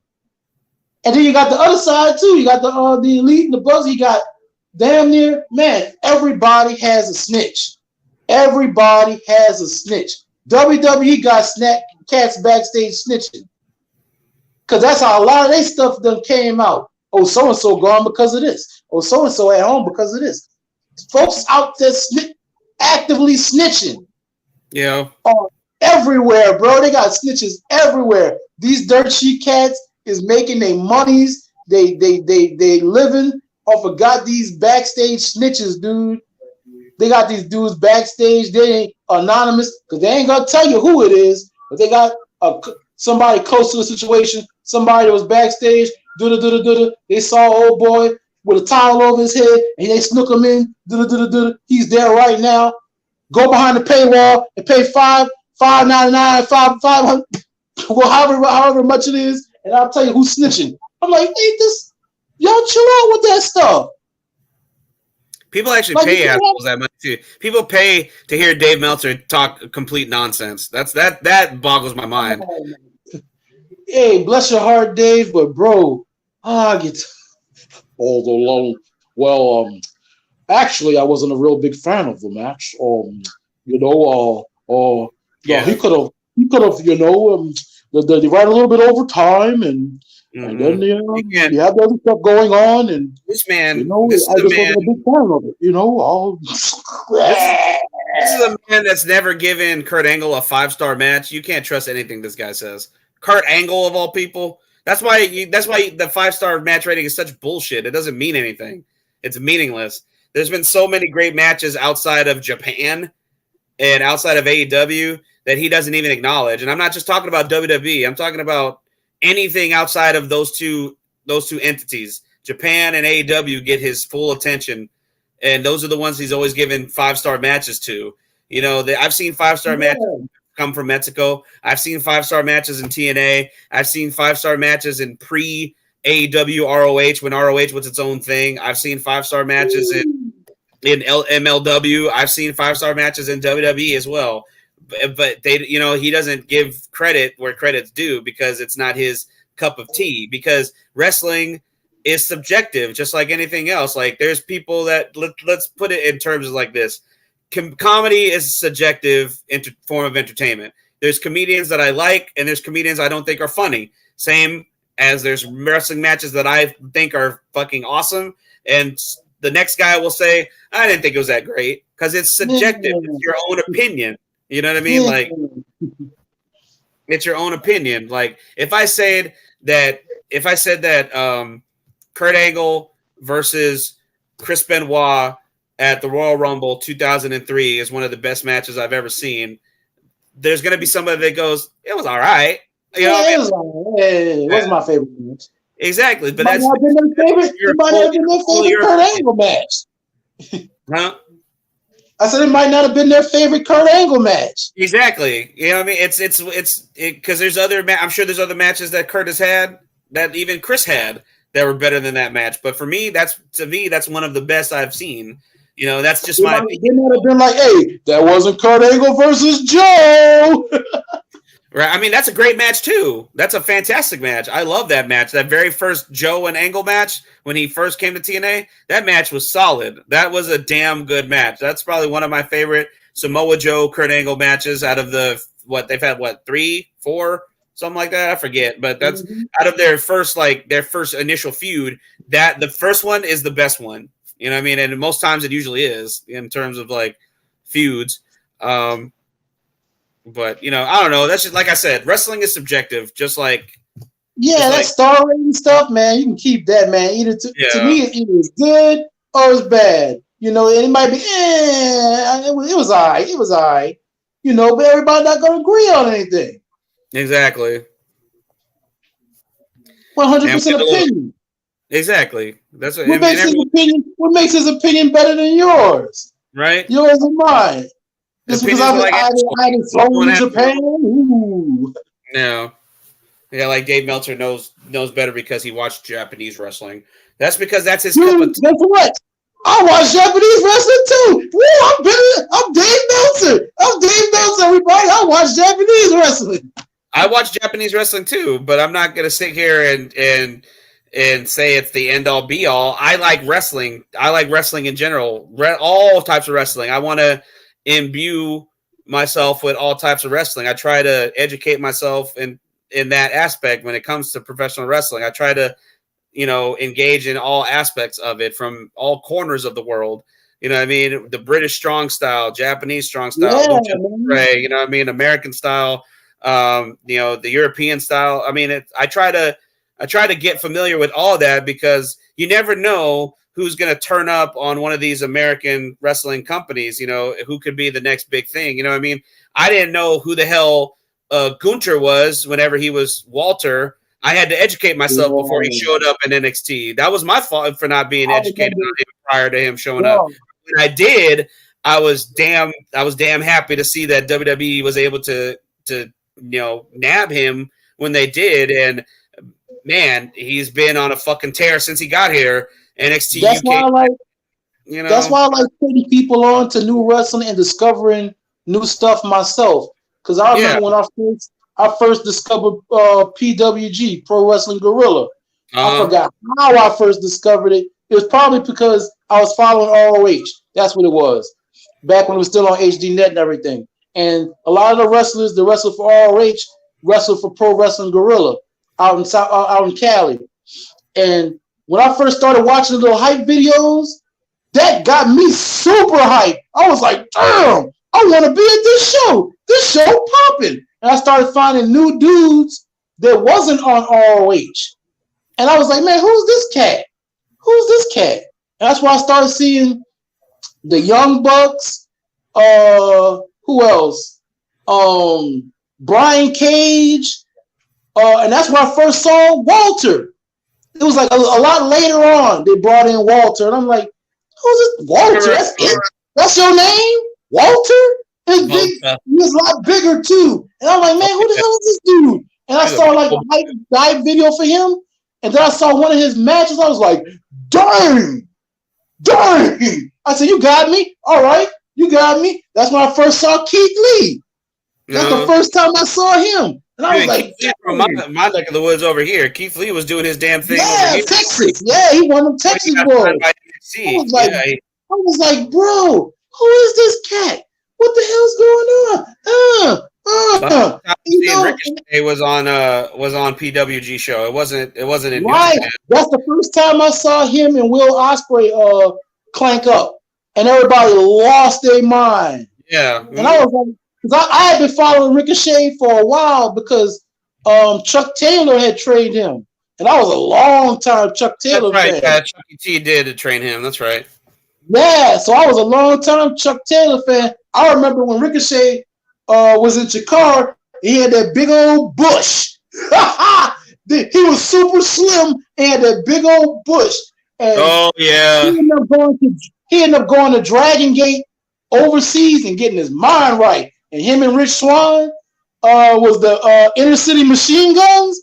That was the most gangsterest name ever. It was him, Pat, and Apollo before he went to WWE. And they were a part of a faction called World One. And they was the dope. That man, Dragon Gate and Dragon Gate USA had me, bro. And Dragon Gate USA, I'm sorry that went down because that's where I first seen John Moxley. And he was cutting them fire promos. Him and Sammy Callahan, they was cutting them fire promos on Dragon Gate USA. If you can, go back on YouTube and find that, bro. Those were dope. And they were doing CZW too. See, that's what I'm talking about. Finding all these Nick Gage, bro. These different promotions that end up finding new wrestlers. That's why I first saw Sammy Callahan, John Moxley, a bunch of dudes. Blackout.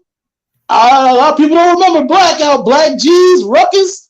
Man, they had a lot of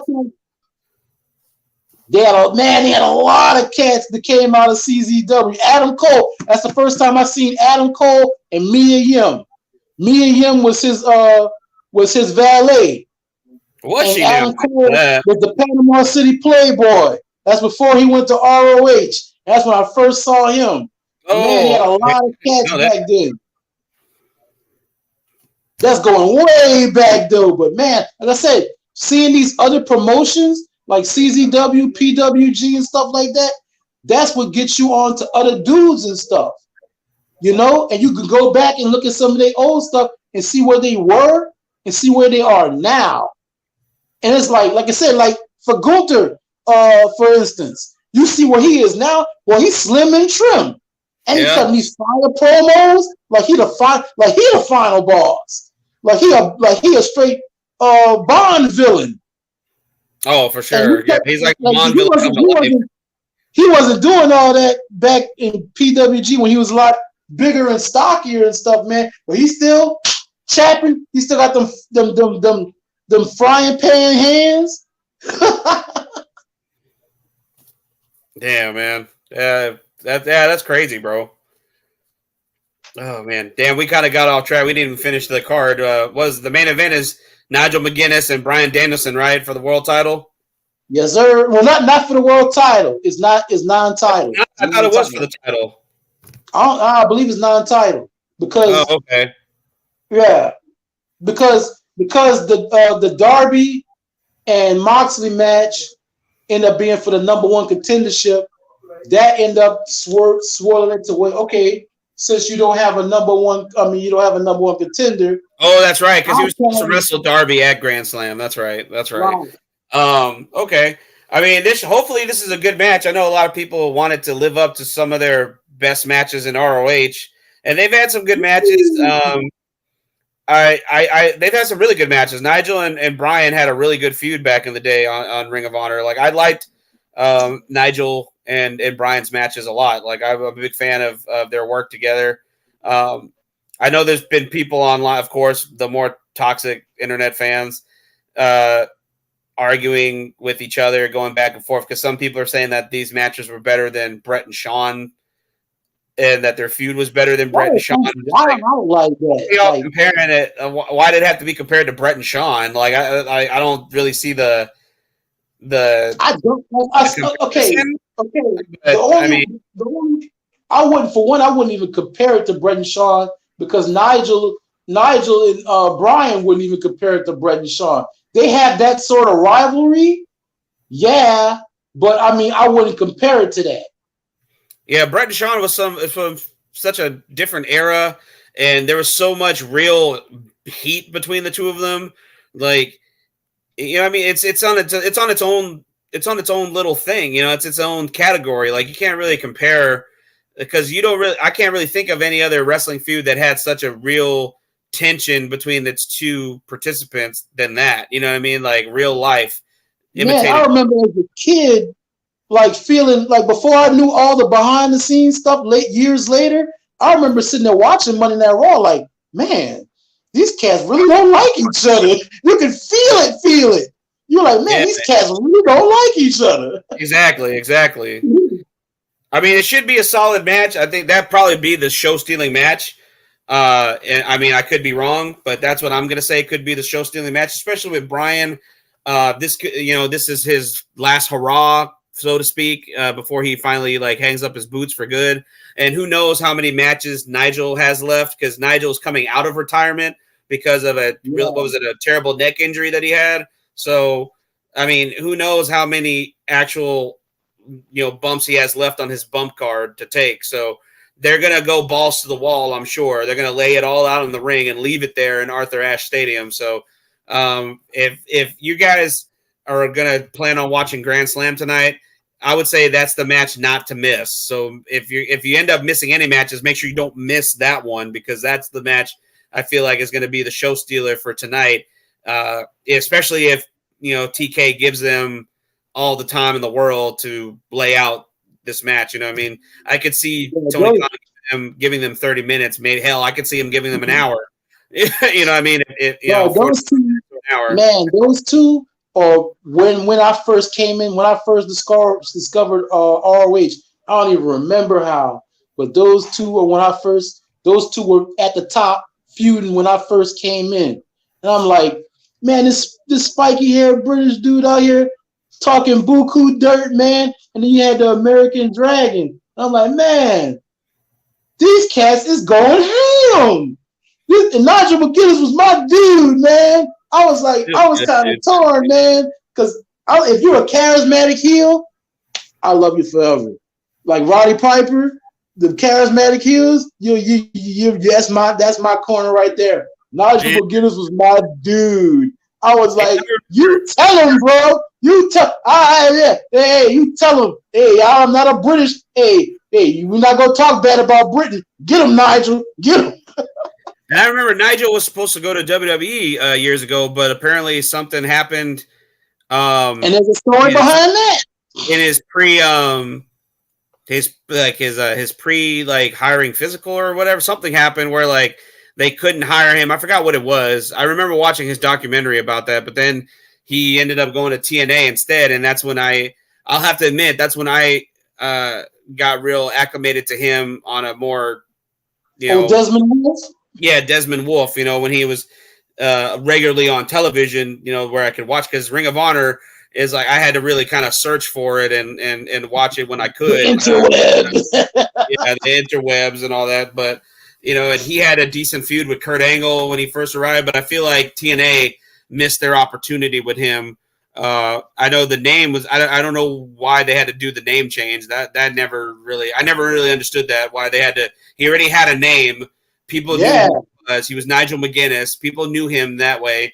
I don't know why they decided to change his name to Desmond Wolf of all things, which I don't know where the hell you got that from, Nigel McGuinness. Like they could have just kept the first name and maybe changed the last name. I don't know. I don't know what the story is behind that, why the name change and why it's such a drastic one. But I feel like they missed the boat with Nigel. They could have did something with him. I think Nigel could have been a TNA World Champion had they given him the opportunity. But his time with TNA was really short-lived. I think the injury is what did it. Yeah, I think it was. Unfortunately, I think that's when the injury, got worse and he had to stop. So it wasn't TNA so much. It was he got injured and I think he had to stop. That's when he had to officially stop. Yeah, that makes sense. Well, damn, we're getting close to the wire here. Let's see if we can knock out some other stuff here. I have this list here, man. I don't know. Do you ever read the Pro Wrestling Illustrated, or did you ever read that as a kid growing up? Oh, yeah. So yeah, me too. I used to collect those magazines as a kid, as well as the WWF magazines, and then when they split and had the SmackDown and Raw magazines, I still have a crate at my dad's house full of them. But yeah, so PWI, the Pro Wrestling Illustrated 500, just came out for the top 500 wrestlers for the year 2024, which I feel like I thought they usually do this toward the end of the year because it seems a little early to release this, but I mean, we only got what 3.5 months left now, really. Mm-hmm. So I guess it makes sense. So we don't have enough time to go through all 500, but I have the top 10. So I want to hear your opinions on that, bro. This is the top 10. At number 10, I believe he wrestles for AAA. If I'm not mistaken, someone in the chat room correct me. Mystico. At number 9, it's AAA. Okay. And number 9 is the current World Heavyweight Champion, the Ring General Gunter. At number 8 is John Moxley. I got to do it like, what's his name? John Moxley! Number 7, he's better than you and he knows it. MJF. Which I feel it's a little strange because I feel like he sat out most of the year. You know what I mean? Like he missed. It depends on when you start and stop at, because he spent most of the year as champion, and then like around what that was, World's End. That was last year. He left at World's End. Oh yeah. So man, yeah, number 7 is a little strange to me because he spent most of the year on the shelf. So I mean, whatever. And number 6. El Campeón, the Archer of Infamy, Damian Priest. All right. At number 5, I believe he is the current IWGP World Heavyweight Champion, Tetsuya Naito. I've always liked Naito. I like the Los Ingobernables de Japón. I've always been a fan of that group. And Naito. That's my guy. I love Naito. His whole nonchalant character where he doesn't really like. That's my guy, man. Naito. I'm a big fan of Naito. So Naito in the top 5, that's pretty cool to see. At number 4, another one that's it's kind of strange because he did miss a chunk of the year, but he was a big, big part of the big build-up for this year's WrestleMania. So I can't really hate on his place here on the card of the top 10, but Seth freaking Rollins comes in at number 4. Seth did a lot. I mean, I got to give Seth props. Seth with all his injuries, he was world heavyweight champion. He with when Punk went down with his tricep injury, they had to change plans. With Cody being the people's choice against The Rock for WrestleMania, Seth stepped up, and we had a fantastic WrestleMania season. This season of WrestleMania was fantastic. So, he put some shine on that belt too, man. Yes, he did. Before he handed that thing off, he put some good shine on it, man. Yes, I agree. So I think Seth being at number 4 is definitely worth it. Number 3, the current AEW All Atlantic Champion, Will Ospreay. I mean, I guess that makes sense. I mean, they've used him a lot, and he's had great match after great match. So I'll say that's a good choice for number 3, Will Ospreay. Number 2, I was actually really pleasantly surprised to see him here, but this is a good thing. I'm not saying like it's not warranted. I was very happy. It was a pleasant surprise, like I said. At number 2, that's right. Is whose house? It's Swerve's house. Swerve Strickland at number 2, the former AEW World Heavyweight Champion. I will give props for PWI putting him at number 2. But at number 1, which I feel is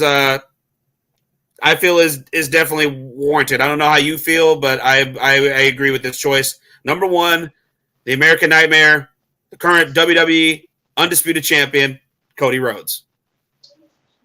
You know what?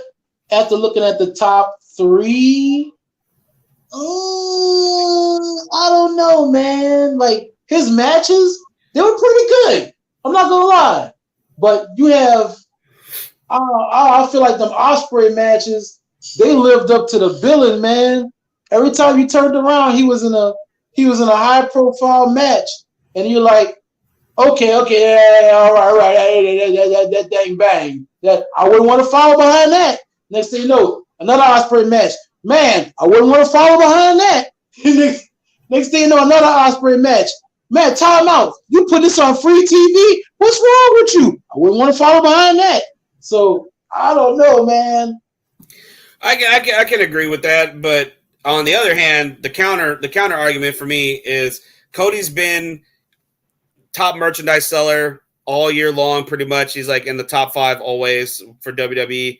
I just recently seen an article saying that on Fanatics, the Fanatics website, Cody Rhodes is the lone professional wrestler who is in the top 5 of all merchandise sales on the entire Fanatics website. That's amongst all sports. That's NFL, MLB, NHL, Major League Soccer. That's, anything other than wrestling. He's the only wrestler that's in the top 5 of all their merchandise sales for their entire website.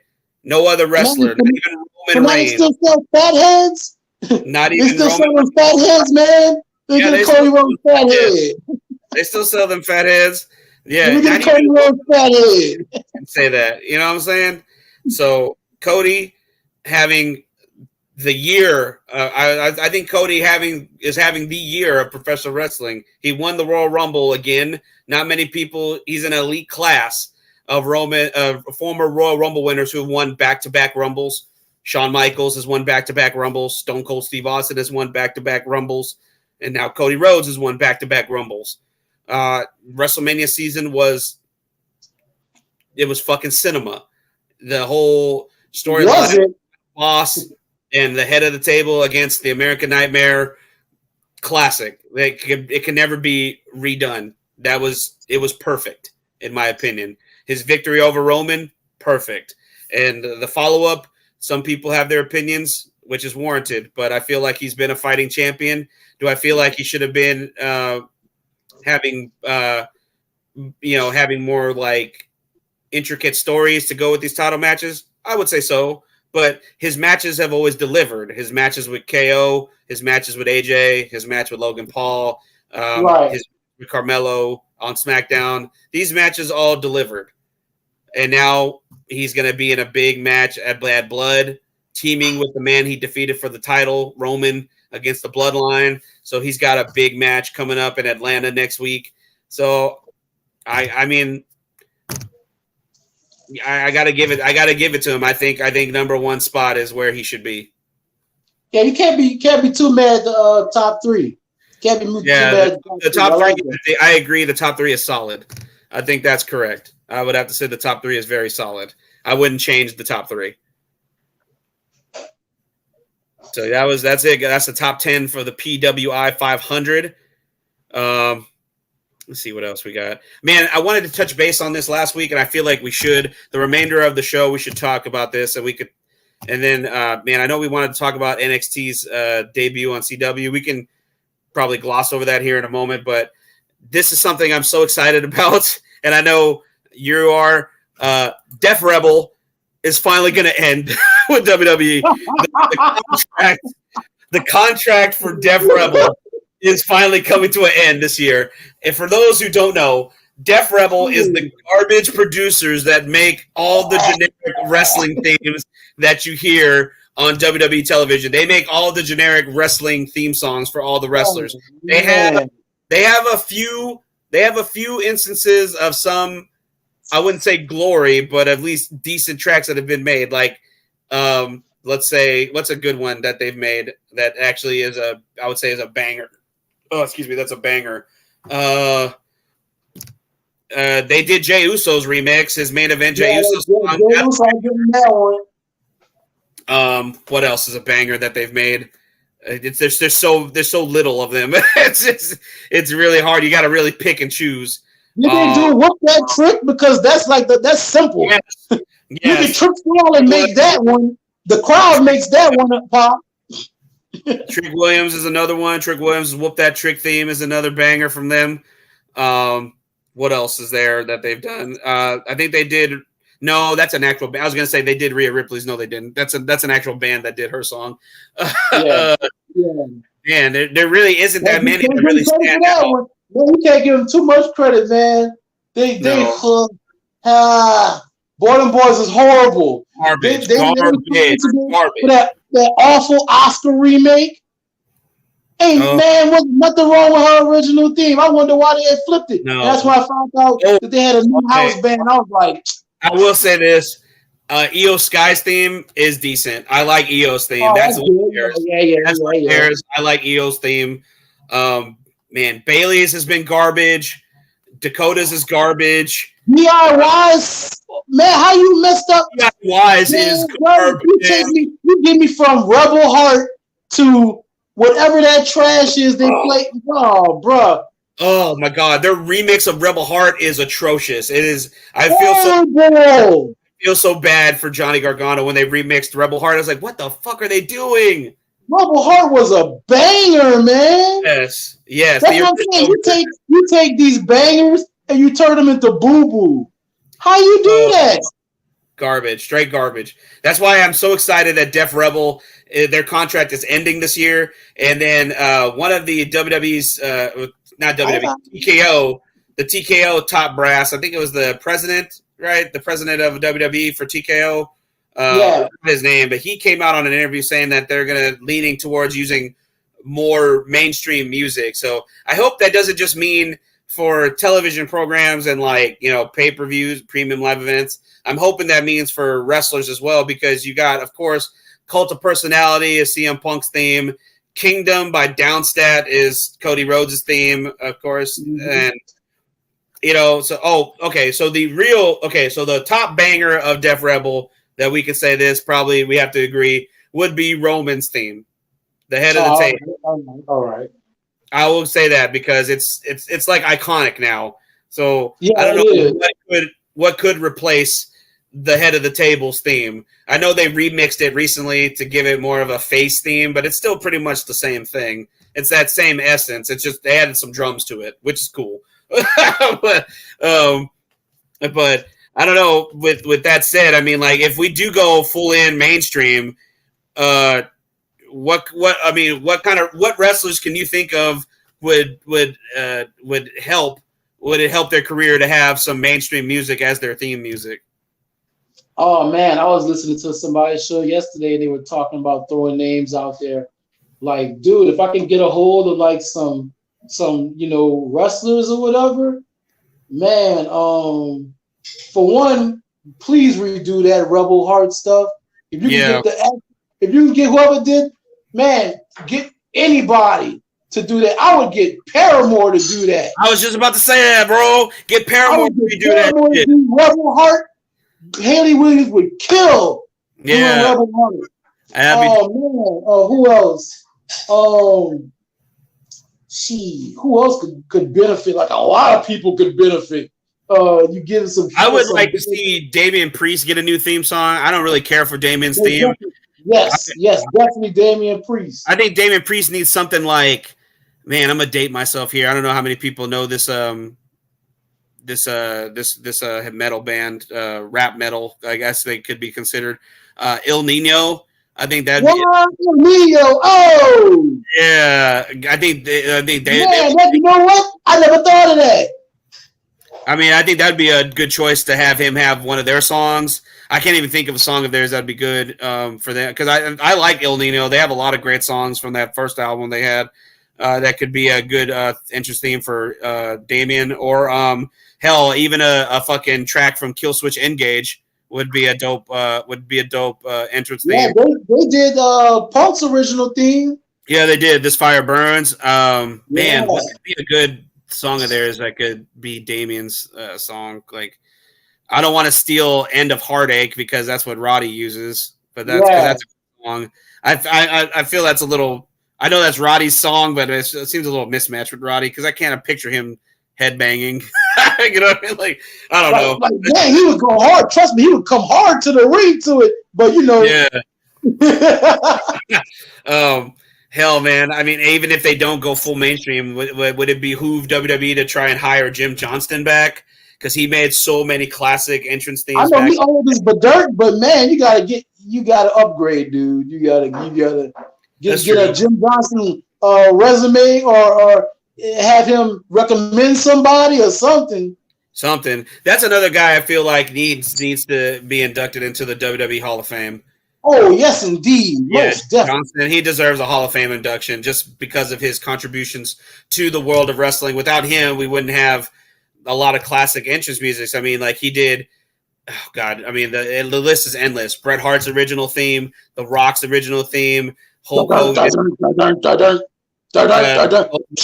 Glass break. Theme. Vader. Remember Vader? Ew! It's Tom. It's Tom. It's Tom. Oh, dude. Yeah.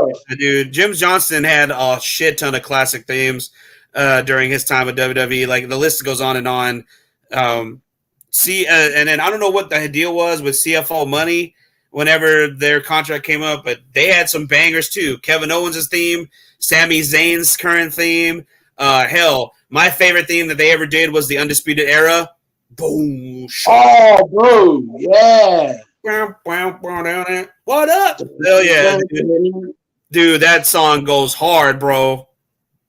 That's why, man, I missed the Undisputed Era back in WWE, man. That theme, the group, the whole nine, dude. That shit was dope. Bro, they was killer, bro. That NXT one, unmatched. Everybody was ready for them to get called up, man. Unmatched. And then I think they did Keith Lee's NXT theme. Oh yeah, that was his original one. Yeah, had to go like bask in his glory. Bask in his glory. Yeah, that's right. Yeah. Oh man. Yeah, dude. Like, I saw somebody on X made a video of Braun Breaker's entrance from WWE 2K24, and it had X gon' give it to you. They gon' give it to you. X gon' give it. A lot of people said if they can get DMX music to Braun, that would be fire. All right. I can see that because of the barking at the beginning. It was like, and it matched too. He barked. That's when the song barked too. I was like, oh shit, I can see that. Like, I can see that. Damn. I don't know, man. I don't know what else they could do. Oh man, I don't know. I guess the options are endless when it comes to stuff like that. So I don't know, man. That's what I got so far. I can think of more, but it would take me a little longer to do that with my old ass. Yeah, to think about it, you gotta sit on that one. Yeah, we'll have to sit on that one for sure. We got a little bit of time left. Let's knock out the card. The card is very small because NXT's debut on CW, I think, it's only going to be a 2-hour program, just like it currently is on US or was on USA. But it is solid. It's solid. They added another tag team match after I'd already saved the card here. But I have Lola Vice. Oh God, Lola Vice, the beautiful Lola Vice, and the equally beautiful Jada Parker will team up together to take on two members of the Fatal Influence, which is, of course, Jasmine Nix, JC Jane, and Fallon Henley. So out of the three of those, two of them will face Vice and Parker in a tag team match next week. I don't know. I mean, I think we're all winners in that one. Yeah, that's a thumbs up. Now, this one I'm really looking forward to, especially after the promo. Did you see the promo exchange they had last night on NXT between Leslie and Zachary Wentz? Yeah.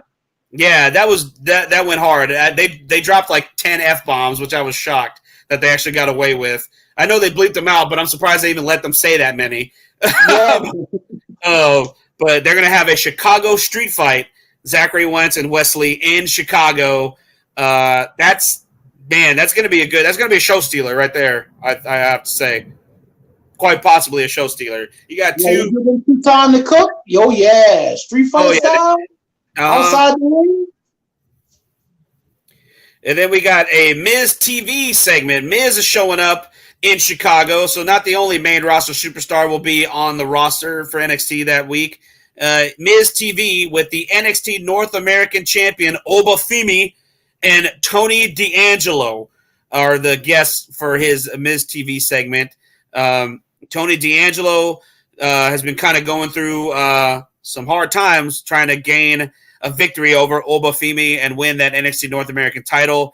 I don't know if you noticed this, but they're literally doing the storyline from Rocky 3. Yeah. Oh, so you noticed that too. Yeah, because they're literally saying lines, line for line, from Rocky 3. You know, because I'm scared. You know, because I'm afraid. Ren.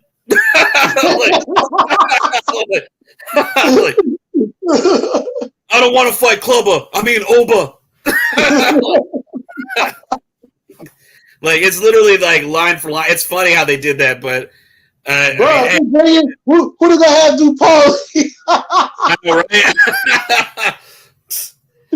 Man, it's interesting. I like where they're going with it. Oba Femi, man, like, he's unstoppable. He's a star, man. He's gonna be that boy a whole problem.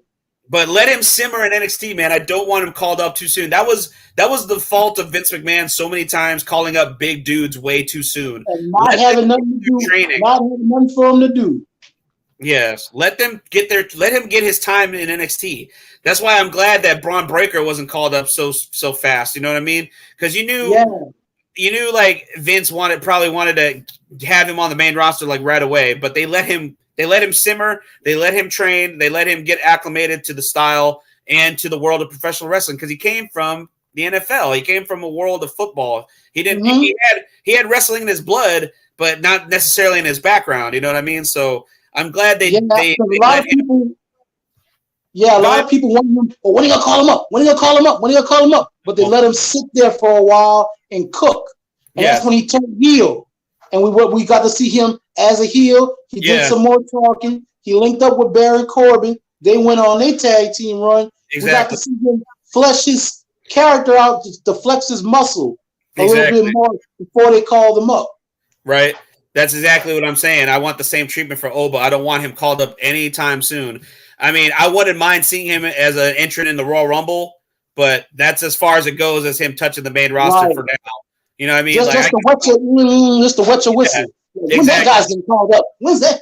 I need to watch him next week. Just show him, tease him, and I bet you he'd get a huge reaction at the Rumble if he's a surprise entrant, which would be great for him, and it would show the main roster and show the audience of the main roster like, damn, where's this guy been this whole time? Because the smart fans know who he is. The smart fans that watch NXT. Not everybody watches NXT, unfortunately. Yeah, that's true. Because sometimes NXT outshines the main roster because they have some damn good television week in and week out. Oh, I remember when the conversation, especially during Black and Gold NXT, when they used to have the conversation on pay-per-view weekend. Oh, dude, Takeover was fire. Follow that main roster. Oh man, Takeover was fire. Follow that main roster. Takeovers were always can't miss back in those days. And these new premium live events, they're getting close to that. They're living up to that because they've been on fire the last 3 or 4 they've had. They've been cooking on those premium live events. So and this is the first episode on CW on a new network. You know they're gonna go all out and show out all these guys and girls. Particularly this match, I'm really excited for. Special guest referee, the Second City Saint, CM Punk. It's going to be NXT Championship, all ego Ethan Page defending the title against Trick Williams. Man, this is a huge match. It could be the main event, but I don't think it will be because of the Women's Championship match, because of who's involved. Roxanne Perez defends the NXT Women's Championship against its newest superstar, Julia. And when I say that, I mean that superstar. She is a star. She has been presented as such in such a short amount of time. Julia is already over with the NXT universe. She's over with I would have to say the IWC, the Internet Wrestling Community. She's over. She will be over when she hits the main roster at some point, but she's a star already. She really is. She just has that aura. And do they pull the trigger, T5? Do they pull the trigger, bro?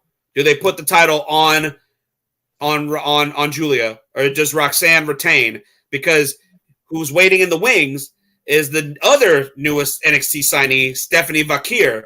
Now, do we want to pull the trigger on having Julia and Stephanie? Because that's a dream match right there. But man, unless they pull some shenanigans, and I think they might.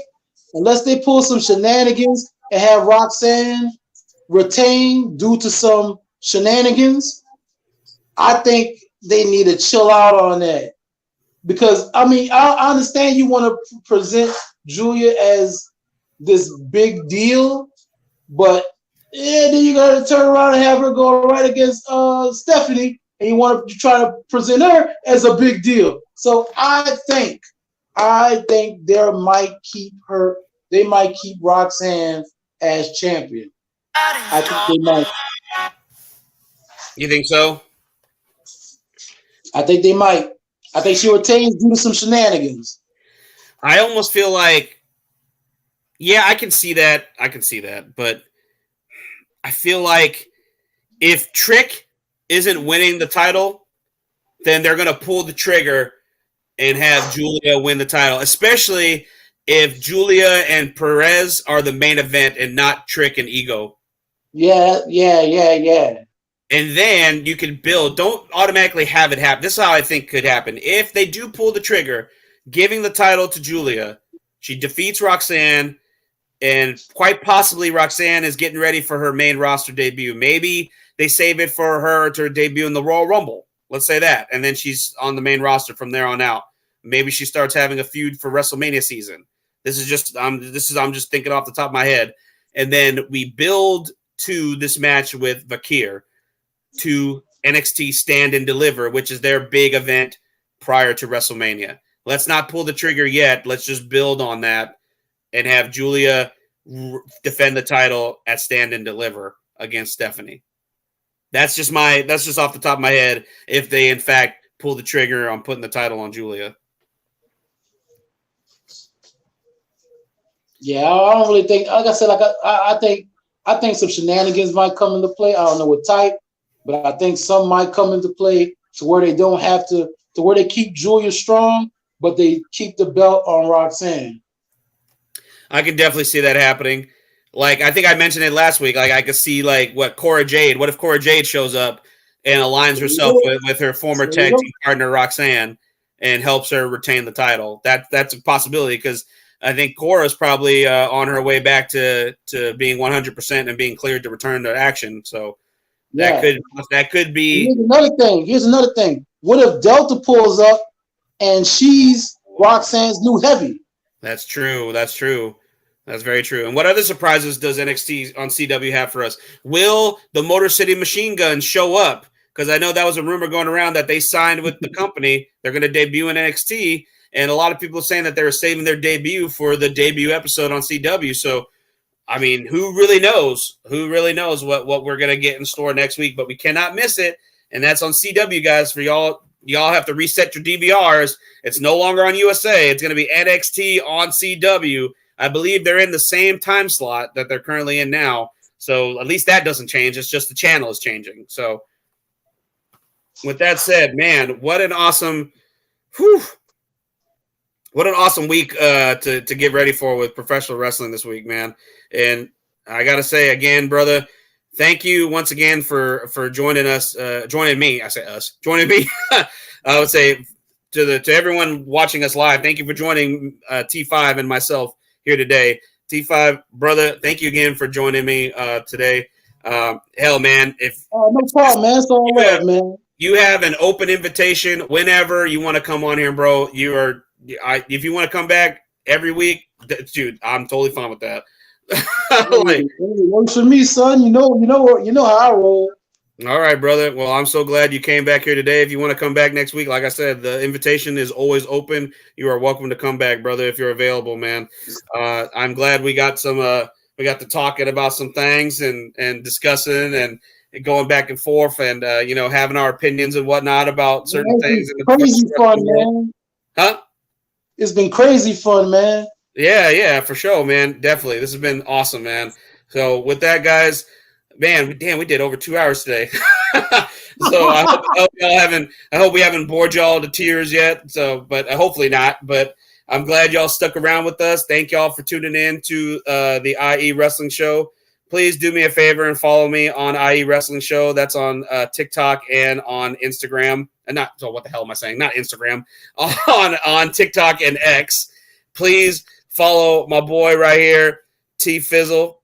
Let me get his handles pulled up here for y'all so y'all can see, so y'all don't miss it. Check out his official page for his official show, The Crescent City Connection. That's Crescent City _IE. And then his personal page on X is Who Is T Fizzle. Right there. Yep, right there. Please follow him, and he'll keep y'all updated on all things happening in Louisiana sports, especially with the New Orleans Saints, our team for the NFL, and, of course, LSU, the LSU Tigers. That's right. And the wrestling. And the wrestling, yes, and the wrestling as well. His show is always Saturday afternoons at noon Central Time, correct? Noon Central Time? Yes, sir. Yeah, that's right. Saturdays at noon Central Time. Same as our show here today, just on different days. So on Wednesdays at noon, he's Saturdays at noon. So it correlates pretty well that way, I guess. But yeah, thank you again, T5, for joining me today. And, real quick, just one more thing for y'all. Please, I'm still in this contest. I know I keep bugging y'all about this. Please, if you have a Facebook account, because apparently you need to have one to vote, please go to this link down here, faceofhorror.org/2024/Martin-Sandoval, and please continue to vote for me. I am in second place right now. I'm going to, if I stay where I'm at, I'll make it to the next round, and then we're getting down to the wire, man. I think I got a couple more weeks before we know if I get this big grand prize or not. So, and they even added another wrench in the, or at least another prize to that. They're giving away a role in a horror film on top of everything else. Yeah. So I'm like, damn, I could be in a movie too. That would be awesome, guys. So if I don't trip over no twigs, man. Bro, pick them feet up. When you're running, don't trip over no twigs, bro. No, if they try to pull some bullshit like, let's separate. Like, hell, have y'all seen this shit? No. You know how this happens? No. Bad idea. Exactly. No. I'm not doing that. No. Hell, if I get picked for the movie, maybe I'll try to convince I'll convince the director to let me wear my IE Sports Radio shirt in the movie. That's just free promotion right there, guys. Woo! Talk about it. Talk about it. So please help me out, guys. IE Sports Radio family, our fans, our followers. Go to this link right here. Again, faceofhorror.org/2024/Martin-Sandoval and vote for me to help me out win this contest, y'all. Again, please go to our official IE Sports Radio website. You can find our official pages for Crescent City Connection, for the IE Wrestling Show. You can check out old episodes if you're just now catching up. If you want to, catch up on our past episodes, if you want to follow us, you can join the website for free. You can check out all of our podcasts if you don't catch the live stream on all these podcast platforms down below. And again, follow IE Sports Radio on the X, Instagram, Facebook, TikTok, all social media platforms. Again, it was a pleasure, y'all. Thank y'all, wrestling fans. Thank you for everybody who tuned in. T5, thank you again, brother. I'll see y'all next week. Take care, y'all. Peace. Peace. Lord, I gotta get